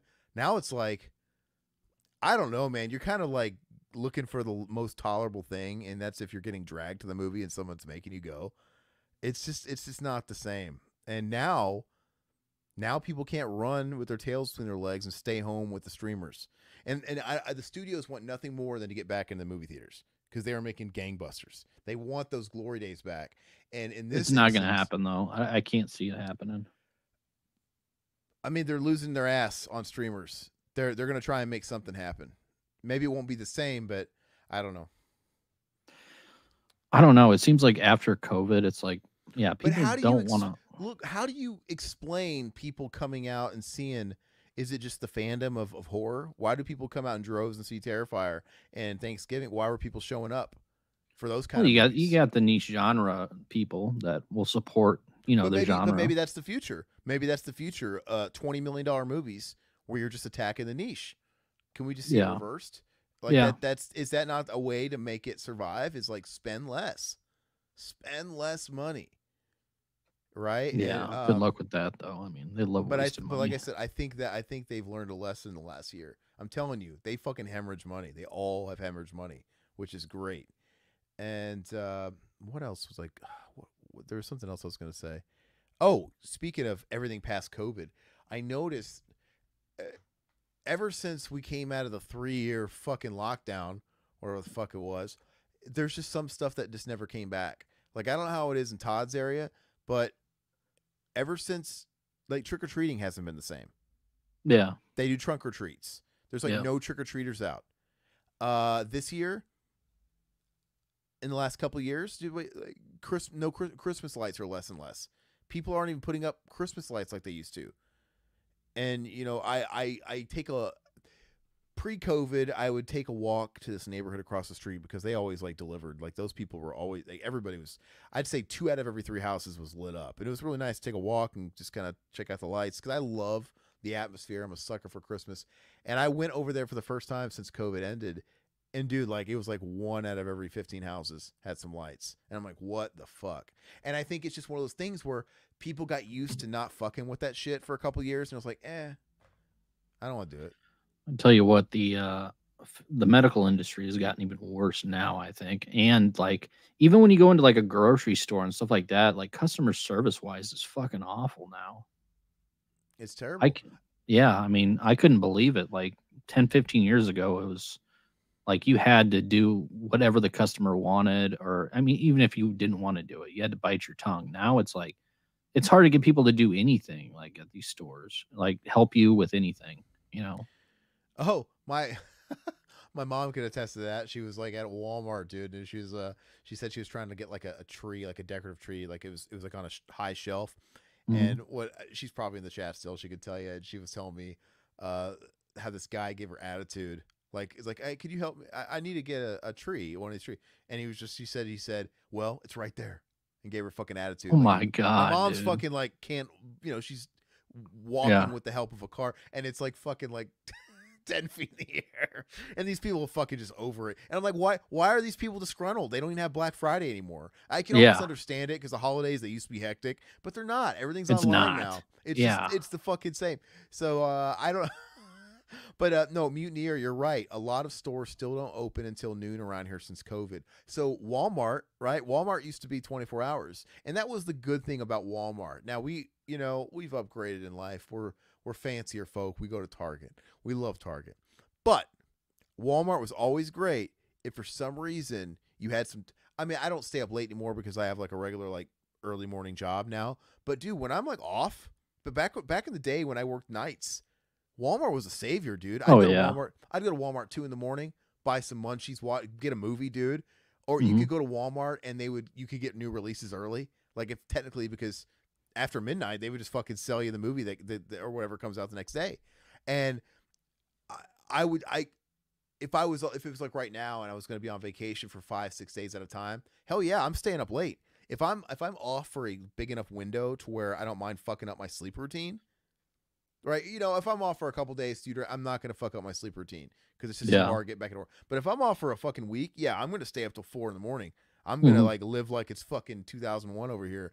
And yeah, this is exactly what Walmart would be good for. Me going up to Walmart when I'm and everybody's asleep and I just want to, I'm craving this and I want to watch this, and you can't. There's no there's no more 24-hour options for us. We have a grocery store that's still 24 hours, which is nice, but everybody uses this as an excuse. Like even Walmart, it's a total excuse. Like, oh, lockdowns, blah blah blah blah blah. But now they're like, hey, you know what? We weren't making that much money in the after hours. It wasn't worth it, and people aren't really. That was our excuse. They probably wanted to get rid of it for the longest time, but it Probably. was it was just like a mainstay, and the fact and the it was just an excuse to pull the rug. Like, you know what? Hey, lockdowns, we're not bringing it back. Yeah. It's a new normal.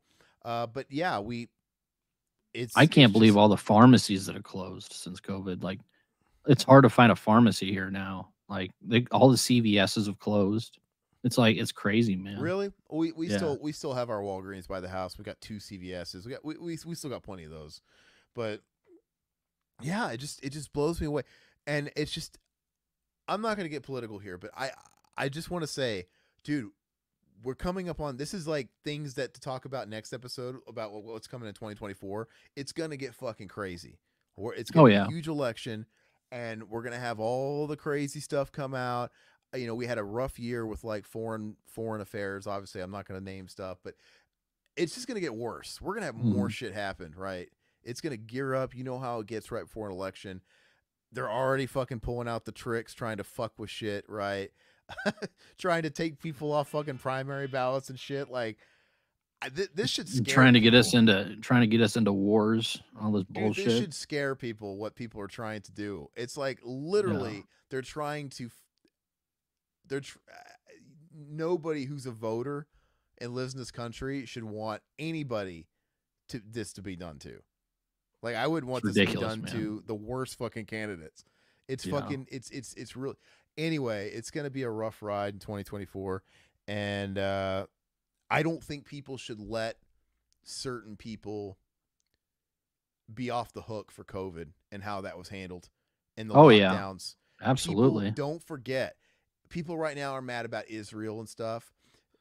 Keep that anger, but people forget. Like, it's a long time between here and November. Like, there's going to be a million other things they're going to throw at you to take your mind off what you're pissed off about now. But I don't know, the whole foreign affairs will say that's like directly attacking a very large group of people that are really upset. So my hope is they won't forget about it. And they won't forget about who put the money in Iran's hands and how and what's led to shit, right? Oh, people have been getting lied to for the past 20 years. I think they should be finally fed But up that with it. aside, don't let them off the hook for what they did during COVID. They were playing their fucking mind games, and we were chess pieces.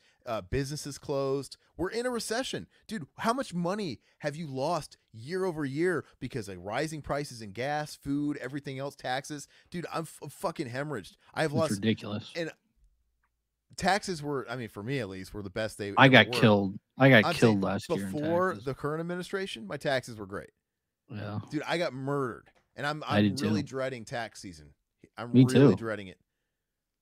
Because every time you think you're getting ahead and you're saving a little money, you're getting it, dude, it's fucking I'm tired of it, and people need to be tired of it. And this is all because of the fucking lockdown shit and what they did. And now, like I said, that aside, people shouldn't forgive that. People shouldn't. What would you do to somebody that owed you a couple grand? You'd want to kick their ass and slash their tires. I feel like the government has cost all of us multiple thousands of dollars. And they fucked up our kids too. And yeah, exactly. They have fucked up kids. You have these COVID babies, lockdown babies that are going into daycare and school now that are having a hard time adjusting. And mental health, dude. Don't let people forget. Terrible. Don't let them off the hook. Don't let people off the hook for the suicide rates that went up during lockdown. Don't let people off the hook. Instead of telling people, look, if you're sick, maybe stay home. They've been getting lied to this whole time. It's sad, man. All right. Don't let people off the hook for all the shit that's happening to people health-wise because of may or may not have gotten jabbed by something, right? And then we have it's like I don't know. Just don't let people off the hook when it comes time to vote. To what they've done. And dude, everybody has developed something from that period of time. I am hand over heart convinced I developed anxiety from COVID, from the lockdowns. Oh, I think everybody did. Yeah. I never had it. And now I deal with anxiety.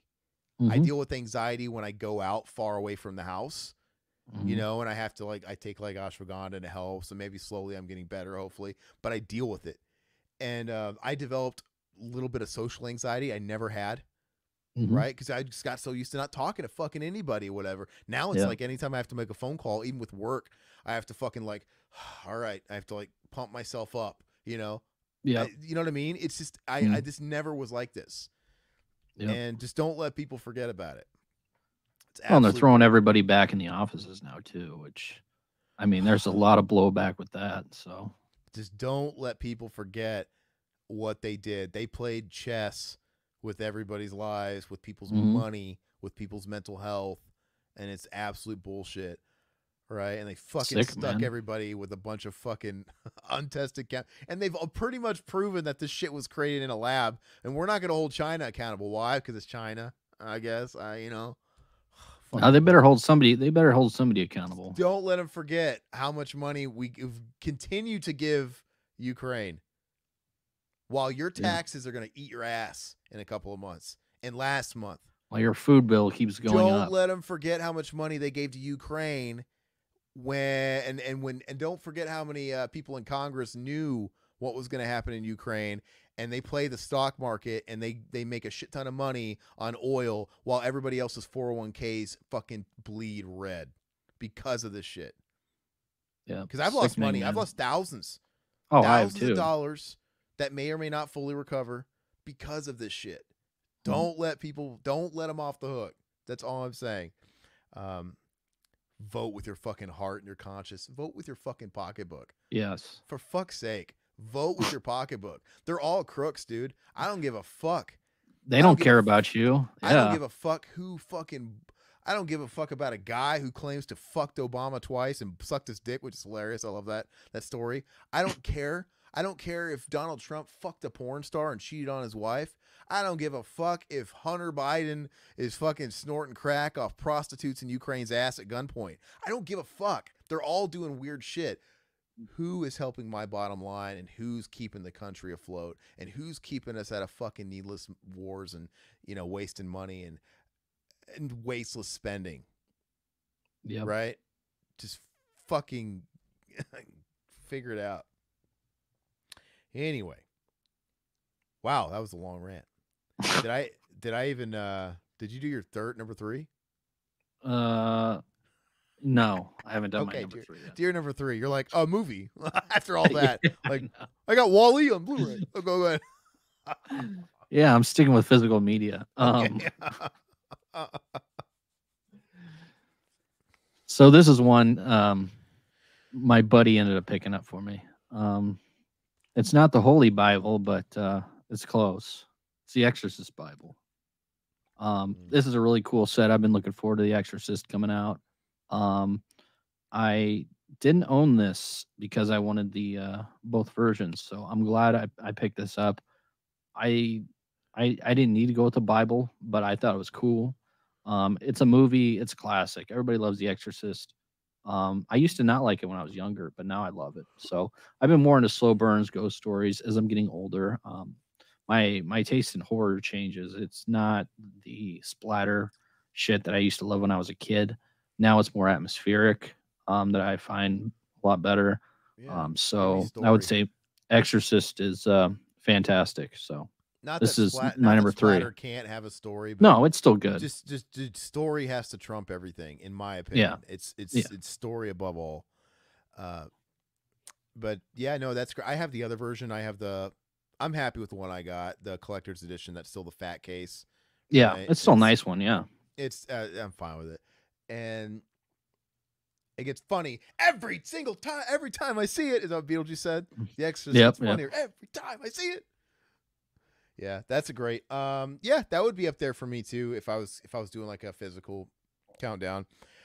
My number 3 music news is huge, man. I mean, this is also probably not in Todd's wheelhouse at all, but for any prog metal nerds out there, Mike Portnoy rejoined Dream Theater. They announced that a couple months ago. That's huge, right? If you're into Dream Theater, that's massive because he's been out of the band for 12 years. He left in 2011, and they've released 1, 2, 3, 4, 5 records without him, and they're good.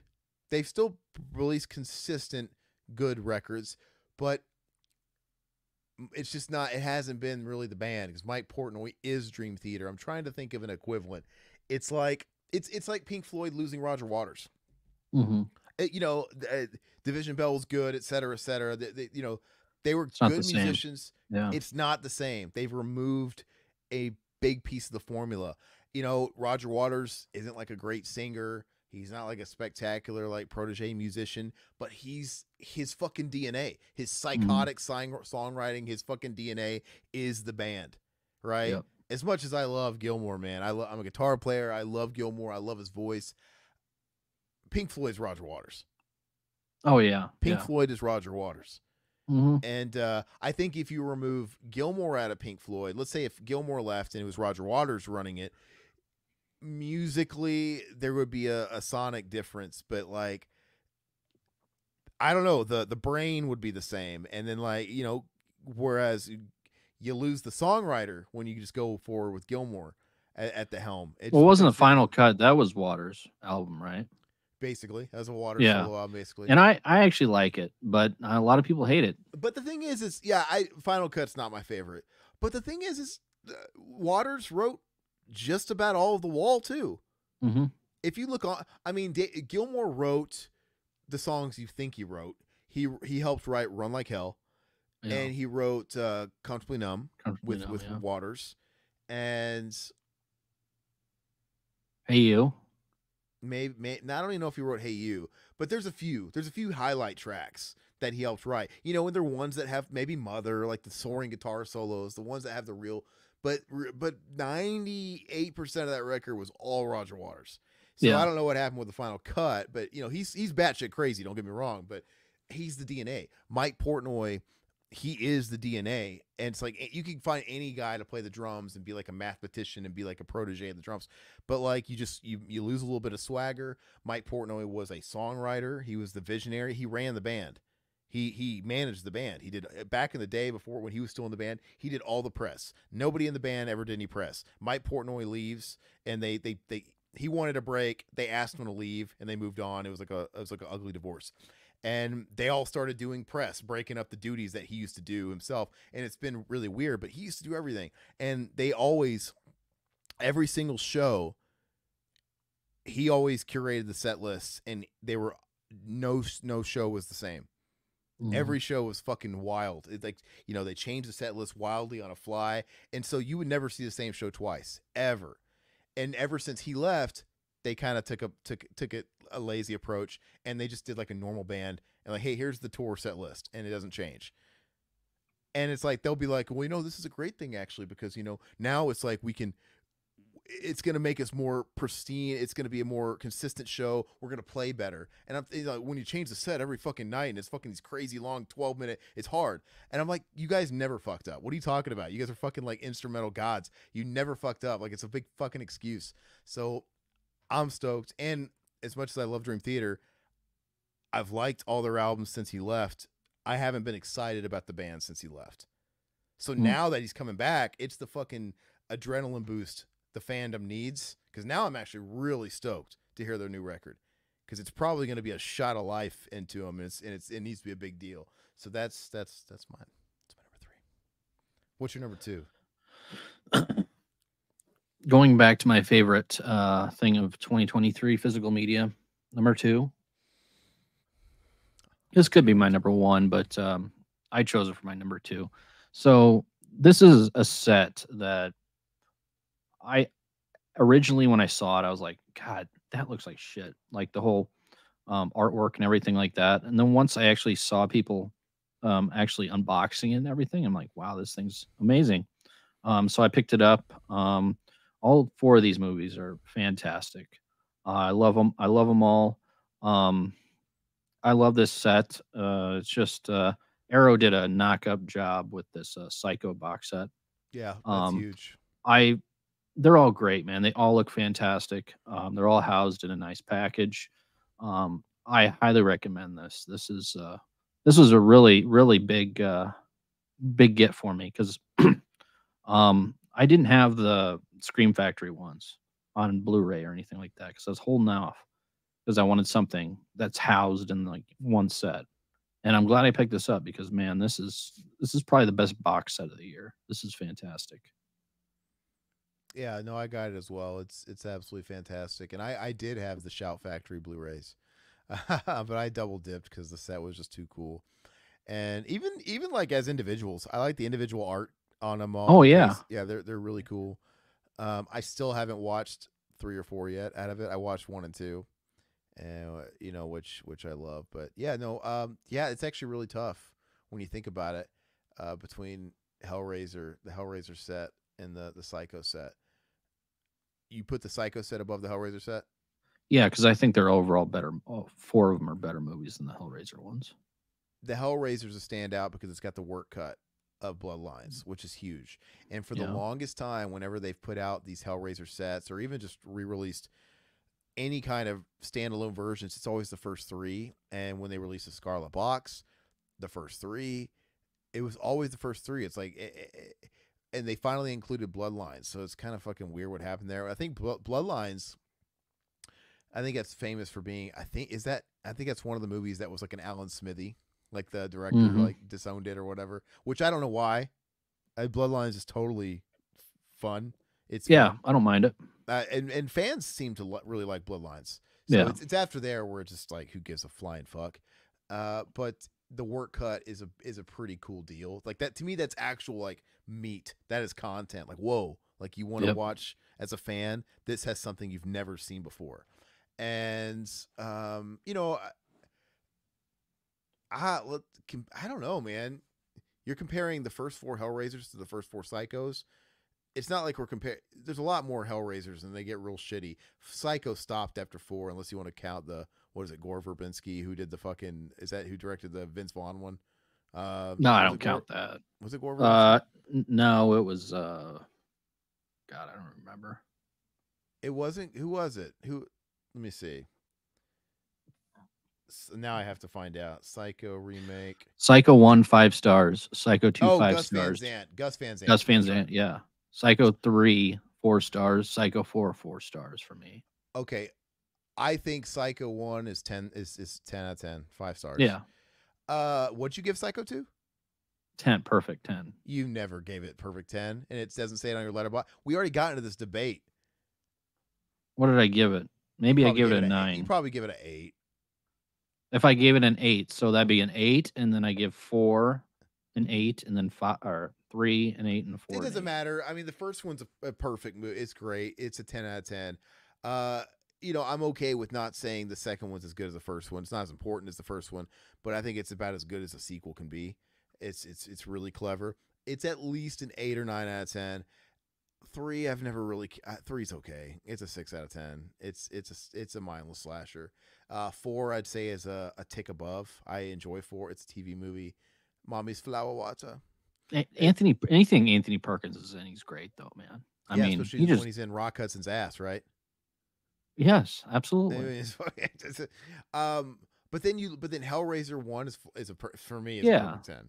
Yeah, that's a 10. I get it. It's not as important as Psycho. Psycho is just like huge, but I love the first Hellraiser. It's perfect 10. You know me about Hellraiser 2. I'm not going to get into it. I get it. It's fine. I would give Hellraiser 2 an 8. I like Hellraiser 2 a lot. Hellraiser 2 is fine, but it's a sin. But it's whatever. It's at 6. But you know what? I think 3. I'll take Hellraiser 3 over Psycho 3. I wouldn't. I will take Hellraiser 3 and 4 over Psycho 3 and 4. No way. I think Psycho 2 is better than Hellraiser 2, 3, 4, of course. But I will take the 3 and 4 of Hellraiser over the 3 You're and 4 crazy. You're fucking nuts, man. They're fun movies, dude. I think is anybody in the chat? Yeah, come on, Mutineer. Tell us. Psycho 3 is mindless. Like it's fun, man. It doesn't so much fun. It does not deserve to be in the pedigree it is. Like, absolutely does. No, you put Psycho 3 next to 1 and 2. I'm like, what is this? It's just a mindless slasher. And if you can like that, then I can like the mindless slasher of Hellraiser 3. You know, with its terrible acting. And it's Psycho 3 is actually entertaining and fun.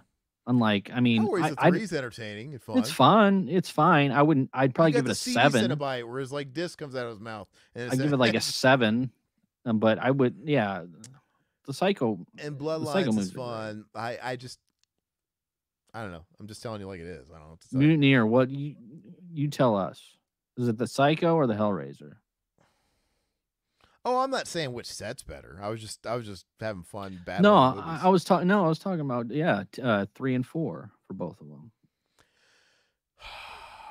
I mean, like I said, Hellraiser 3 is not like a fantastic movie, but I would say Hellraiser 3 is a strong 6, and I would say Psycho 3 is a weak 6. They're very close. And I think Bloodlines is a solid 7, and I would say Psycho 4 is a weak 7. It's very close. I'm just telling you what I would rather watch right now, and if I had to go to a desert island, which one of those sequels, what am I taking? You need to rewatch the Psycho 3 and 4. No, I've seen them. I know the movies, man. I know Jeff Fahey and his amazing fucking acting. I know. I got it. I've seen All it. right. I'm just telling you, if I had to go to a deserted island, which ones would I take? Those. Anyway, wait, did you go? Which number was that? Your number two? Yeah. Oh, my number two is more music news. I mean, come on, man. 2023 was the year uh, of Metallica rising again. They come out. They every 7 or 8 years. It's like fucking. I don't know. It's like Groundhog coming out. It's like, does he see his shadow? So we had. I'm gonna bulk all this together. I always get hyped up for a Metallica year because it's just a big deal. It's like Christmas. It comes once a decade. We had a new album, we had a new tour, and the Pantera reunion thing that started. It technically started at the end of last year in South America and Mexico, but that kicked off in North America too. And they were opening. They were direct support Metallica. It was just a huge thing. Their M72 stadium tour was incredible. The 2 nights, the whole 2 night thing is great if you're a fan, like a hardcore fan. And the new record is good. And I don't know, man. I'm a kid in a candy store. I love it. It's always, this isn't my number one, but it's always going to be the highlight of anything for me because I don't know. It's an exciting time. And even if you hate a fucking Metallica album, everybody fucking clutches their pearls and they can't wait. Everybody, all the fucking news outlets love it because they just report nonstop Metallica. It's like all these fucking news magazines and they just become fucking, everybody probably gets sick of it, but they all love it, right? Because it means clicks. But I love it. I thought 72 Seasons was a really really solid album with some fucking really good songs on it. Like there's 4 tracks on there that are just fucking great that I think are just fantastic. And I still when we did our review of that album, I still stand by it the same. I'm still listening to it every now and again and I'm like I still agree. Like it hasn't really evolved. Like I think out of like the 12 songs, it's like I feel like 4 songs are fucking really great. 4 songs are good. I think 2 songs are okay, solid, and 2 are kind of eh. But it's like, dude, most of the album is really good, and 4 of it's just fucking I would throw in the set list anytime. So that's really good. I haven't Uh, picked it up since we did that, so I'll have to go back and listen. yeah, I think it's good. And like I said, the Pantera, I'm just gonna bundle it in there. The whole Pantera reunion tribute thing has been really cool, man. It's been really cool to watch videos online. I got to see him with Metallica and fucking it was a treat, man. It was kind of a trip, man, being in this giant place and just hearing Walk live. Technically, I know it's not Dime and Vinny, but dude, they had like the fucking Pantera banners, and amidst the Pantera, they have the Snakes, and you got Phil and you got Rex, and the guys Zach Wild and Charlie Benante are helping. They're great. And everybody's singing. Dude, fucking my nuts were rumbling, dude. When it's these songs that we were listening to in fucking high school, man, that we never Yeah. got to see them live, and you're just everybody shouting the respect. I'm like, it's basically just listening to like the 101 Proof live CD live. It's because they're not deviating really from the set list or anything like that. But I don't care. I've never heard those songs, and I totally get. When I go see a band like Metallica, I'm like, God, I don't have to. If I was making the set list, I don't have to hear Enter Sandman. But I totally get how like somebody there is gonna be when when they cut the set short because James had COVID or whatever. There was like Hmm. a little kid crying because they didn't play Master Puppets. And that's like the big song with all the kids. Like they had a big resurgence with TikTok. This little kid was crying, and I was kind of laughing. But I'm like, I get it because I've never seen Pantera ever, and I still wanted to hear Walk. I'm like, you know what? Oh yeah. That's like they're in. If Pantera never broke up and they're and I seen them like five, I probably wouldn't have to hear Walk. I'd probably want to hear like all these other. But dude, I'm like, dude, I was stoked to hear Walk. I was stoked to hear fucking 5 Minutes Alone. I was stoked to hear Becoming. I was stoked to hear all that stuff. Dude, and the highlight, like just like it is on the fucking like 101 Proof CD, I love the Domination, dude. The Domination Hmm. Hollow. Oh yeah. Answer me, hear the fucking bass. I love Mhm. dum dum dum dum dum dum 1 2 boom boom boom. Dude, fucking the whole fucking crowd was just it was like a wave, dude. It was like that's just Mhm. like the coolest fucking breakdown. One of the coolest breakdowns and when they do it as the intro, it's I don't know. It made me really, really happy, man. So No, yeah, that's that's good. my number two. What's your number two? My number one. Oh, you're number one. Sorry. So my number one is a release that I've been wanting for 20 years. It's been 20 years since it came out. I was looking forward to this release all year. Um, Once it was announced, there was a lot of, I think it got pushed back a couple times because they were looking for other cuts of the film. But I didn't really care. I'm glad that they finally put it out. There's been some backlash about the actual release, but I think the release is freaking awesome. Some people say the transfer doesn't look the best, but you're never gonna find a transfer that looks good on for this movie. I think it's a perfect release. I'm glad I have it. It's the Martin release. I think this Uh, release is freaking awesome. I'm a huge Romero nut. I love Martin. I know you're not a fan of Martin, but but um, I need it's to revisit it because it's been 20 years since I watched it. You know, I yeah. And that Blu-ray or that DVD's been out of print for 20 years. So the fact that they can actually put something out good, you know, this is 4K, but it doesn't look 4K. It looks like a Blu-ray, but the elements were trash. So it's as good as it's ever gonna look. So I am stoked. I love this release. I'm gonna dive back into it. I watched it once, but I need to get through all the rest of the special features. But this is one thing that I was looking forward to for a long time, and I'm glad it finally saw the light of day. So if you're a Romero fan, check the movie out at least. You know, maybe Tubi or something like that. But we I should love it. we should do a Romero tier list. We haven't done tier lists in a long time. And I've Yeah, been going through the archives and watching and rewatching and watching, filling in some of the gaps. And I need to rewatch that, but give me some time to kind of fill in all the gaps and do all my home. But I think we should do one for him. I'm still waiting on. God, I wish they would come out with like a Day of the Dead box like this. I mean, Yeah, oh, I'd that be would be in sweet. freaking heaven, dude. You can't make me So watch Monkey Shines again. Last time I watched it was 5 years ago, and that's too soon. I need to rewatch it. It I thought it was sucks, shit the dude. first time I saw it, It's but shit, dude. I just can't. I can't. I can't do Monkey Shines I'm with gonna it. rewatch it for if we do a Romero thing. I'm gonna rewatch it. Hey, really quick. So just total side note. I know we'll do an episode on it, but not counting a dead film, what's your top three Romero films? No dead movies. I would probably say I'd put Martin in there. I would put the crazies in there. Maybe. Um I would put Night Riders. I might put I'd have to look through it. Um it's hard to come up with just three. I mean, because he has some solid stuff, man. I know a lot of people didn't You didn't want like. to do Creep Show in the top three?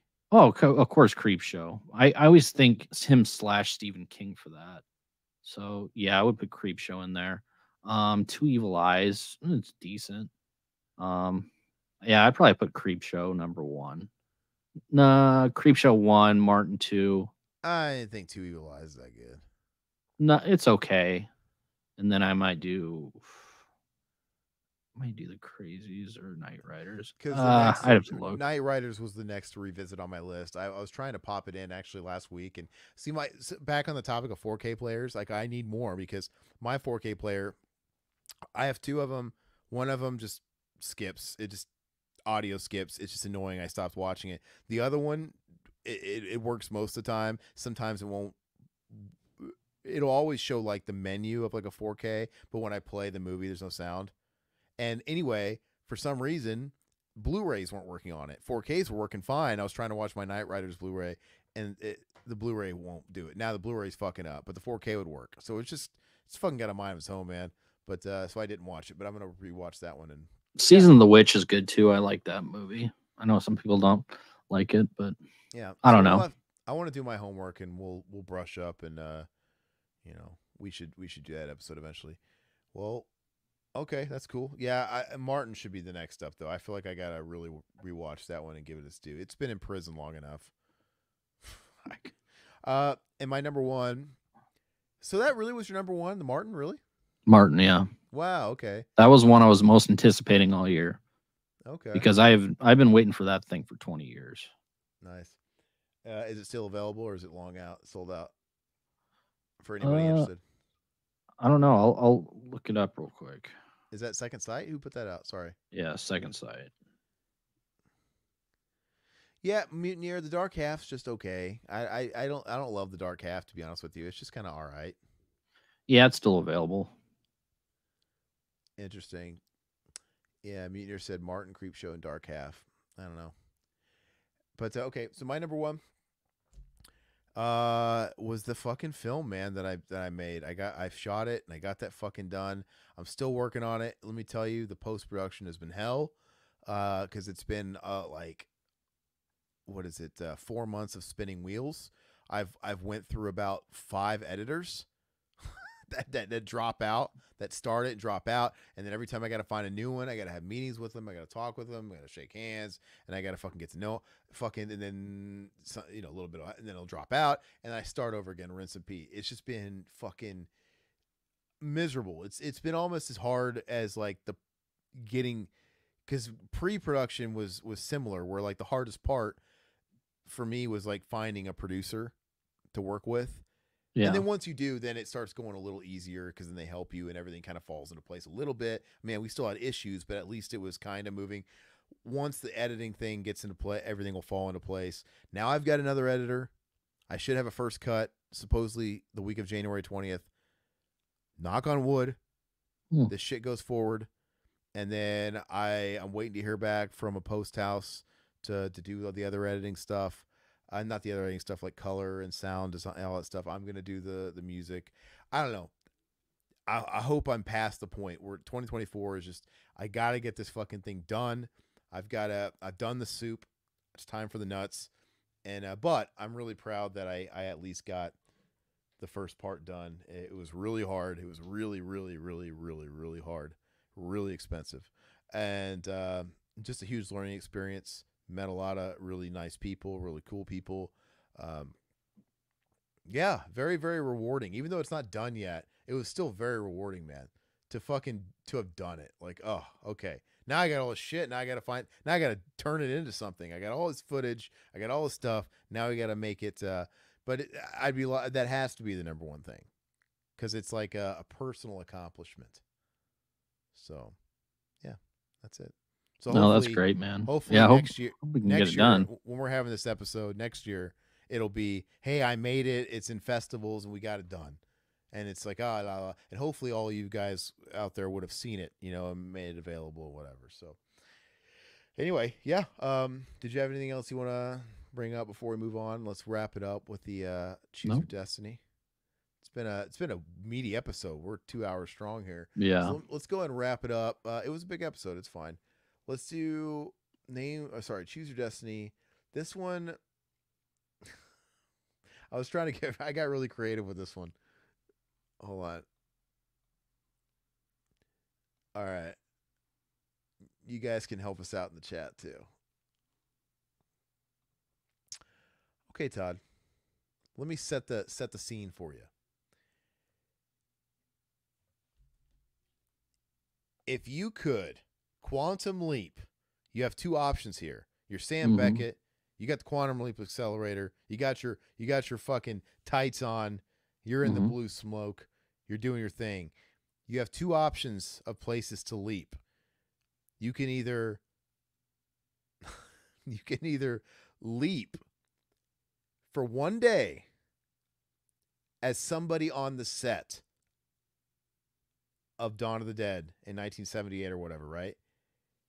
For one day, one business day, you're, I don't know, you're just a fly on the wall. You don't necessarily have to be doing any work, but you know what I mean? Yeah. You can be on the set of Dawn of the Dead, watching it all go down, anything, and it could be whatever day you want, whatever shooting, whatever day you want to see the mall, you want to see the fucking Puerto Rican building complex. I don't care. You can go back and do that for one day, or you can go back for a whole week and you can bounce around the entire 70s. You got 7 days to bounce around and see all your favorite movies from the 70s when they first came out, like in 42nd Street, New York, right? So you can be on set of your favorite movie ever, or you can have a whole week to jump around the 80s and see something like Taxi Driver in like a New York cinema. You could see The Exorcist. You could see Dawn of the Dead. You could just see it. So you get what I'm saying. This is your choice. It's a good question, man. And You get to be some part of those crowds, or you get to be part of history. You know what I mean? It's like, because that would be some exciting. I've thought about that. I've thought about going back in time. Like, I would like to go see certain movies for the first time with all and these I people. yeah, I would love to as well. See people's reactions and everything Yeah, like that. but yeah, I'm saying you still know the movies. Like, yeah, it'd be crazy. Yeah. Like, I want to see how people react to this shit for the first time. I But and I and I would love that, but man, if I could be in Monroeville Mall for that shooting of the film, maybe be cast as one of the zombies or something. I don't know. It'd be man, it'd be you've I left take into the the one Harry day. Krishna zombie. You've left into the Harry That's Krishna. oh god, I love You it, look in the dude. mirror, like, oh boy. No, I can go back and I could play like just some like random zombie. So then when I watch it in the future, I can see myself. Hey, that's me right there. When I leaps back into time. Yeah, But no, that's a great question. But I would take the one day on set because I just want to see how the sausage was made back then. yeah. And I'd love to. I just love the atmosphere And and you I want to love the smell the characters. you want to smell that mall. You want to go to that Brown Derby. Yeah, You, smell the cigarettes and the whiskey or the cheap beer. But yeah, man, I would love that. That would probably be it for me. yeah, I think I'm gonna agree as well. Now, granted, as part of the other option, you have a whole week. Like you're not just Oh, seeing I movies. know. You could spend it in that era of New York. You can eat at the delis. You can go see. But I'm saying you also get to see all. Yeah, I would still agree with you though. I would want to be on set and I would want to be at that mall for sure. If you had to take the other one, what are like three movies you would see? Only let's say only three from the '70s. Oh God. And you're in New York City. You're in Manhattan. Well, Dawn would be on there because I still haven't seen that um in theaters. Let's see, maybe like something like a Cannibal Holocaust or something. I want to see people's reactions to like some like Yeah. really whacked out movie, and then the third one might be oh god, You got to be a part of the Exorcist hype when people are like yeah, vomiting, yeah, like the yeah. I'd like Exorcist. to see if that was true. Yeah, absolutely. The I would ex. go Exorcist. So yeah, I mean, like, even though it's one of my favorite movies, if not my favorite movie, I'm not gonna pick Rocky because that's not a thing. I want to see. Yeah, I want to see Exorcist. I want to see The Shock. Yeah, And I don't know. I don't think Alien would have been a shock, but that still would have been cool to see in theaters. But yeah, stuff like that. So, all right. Not too shabby. Oh yeah, Meteor says Chainsaw. Chainsaw. Yeah, I'd put Chainsaw on there Ooh, too. Chainsaw would have been big. Actually, I think you got a great list. I think I would choose Yeah, this. I would choose Chainsaw, Exorcist, and Dawn. yeah. I'm taking Mutineer's list too. Yeah. He hit it out of the You park there. you want to go? You want to get into the Quantum Leap Accelerator, Munir? I was trying to make Vanish. I was trying to make the ultimatum even better. Like, oh, let's make it more like Quantum Leap. Like, okay, you go back in time. You're in Monroeville, but you're there to stop a guy from killing himself. But he's gonna kill himself on the same night that you're on set in the Monroeville. Do you save the guy's life, or do you have the experience of a lifetime? I'd Like, have oh this God, experience of a lifetime. like, do you save John F. Kennedy, or do you you're got to save John F. Kennedy being assassinated, or do you do you jump on set of that I movie? would I would take the hand link and smash it on the ground, and I go to the set of Dawn of the Dead. I want to be Al, dude. Da, da, da. Yeah, I want to be Al, and I'd have the best of both worlds because I get to like see Monroe. I don't get to touch it and smell it because that's what I always notice about Al is like, yeah, he gets to be there, but technically, even though he's casting a shadow, it's like he wouldn't be doing that if he's a hologram. But he can't smell, so it's like I could see Monroeville Mall and I could be there, Ziggy and stuff like that, but I wouldn't be smelling the '70s musk, dude. I wouldn't be smelling those carpets. I yeah, wouldn't, yeah. it wouldn't be. I wouldn't be able to taste the food, dude. I wouldn't be able to smell the fucking menthols and mothballs on George Romero, dude. Yeah. It wouldn't be the same. But then when I'm trying to tell you, no, you gotta go, I'd be like, no, Sam, and you can walk through me, like fuck you. I'm gonna go shoot this scene with Blade's gonna come through on his motorcycle any minute. So you're Like, not going to leap. I don't care. I'm staying yeah, here. like I'll stay here. Exactly. Like, what about the Hare Krishna that's in my fucking white room? I got the real Hare Krishna there. Like, all right, guys, that was a fun episode. So happy New Year if we don't hear from you before then. And hopefully you guys all had a nice holiday. But that's it. Adios. Bye.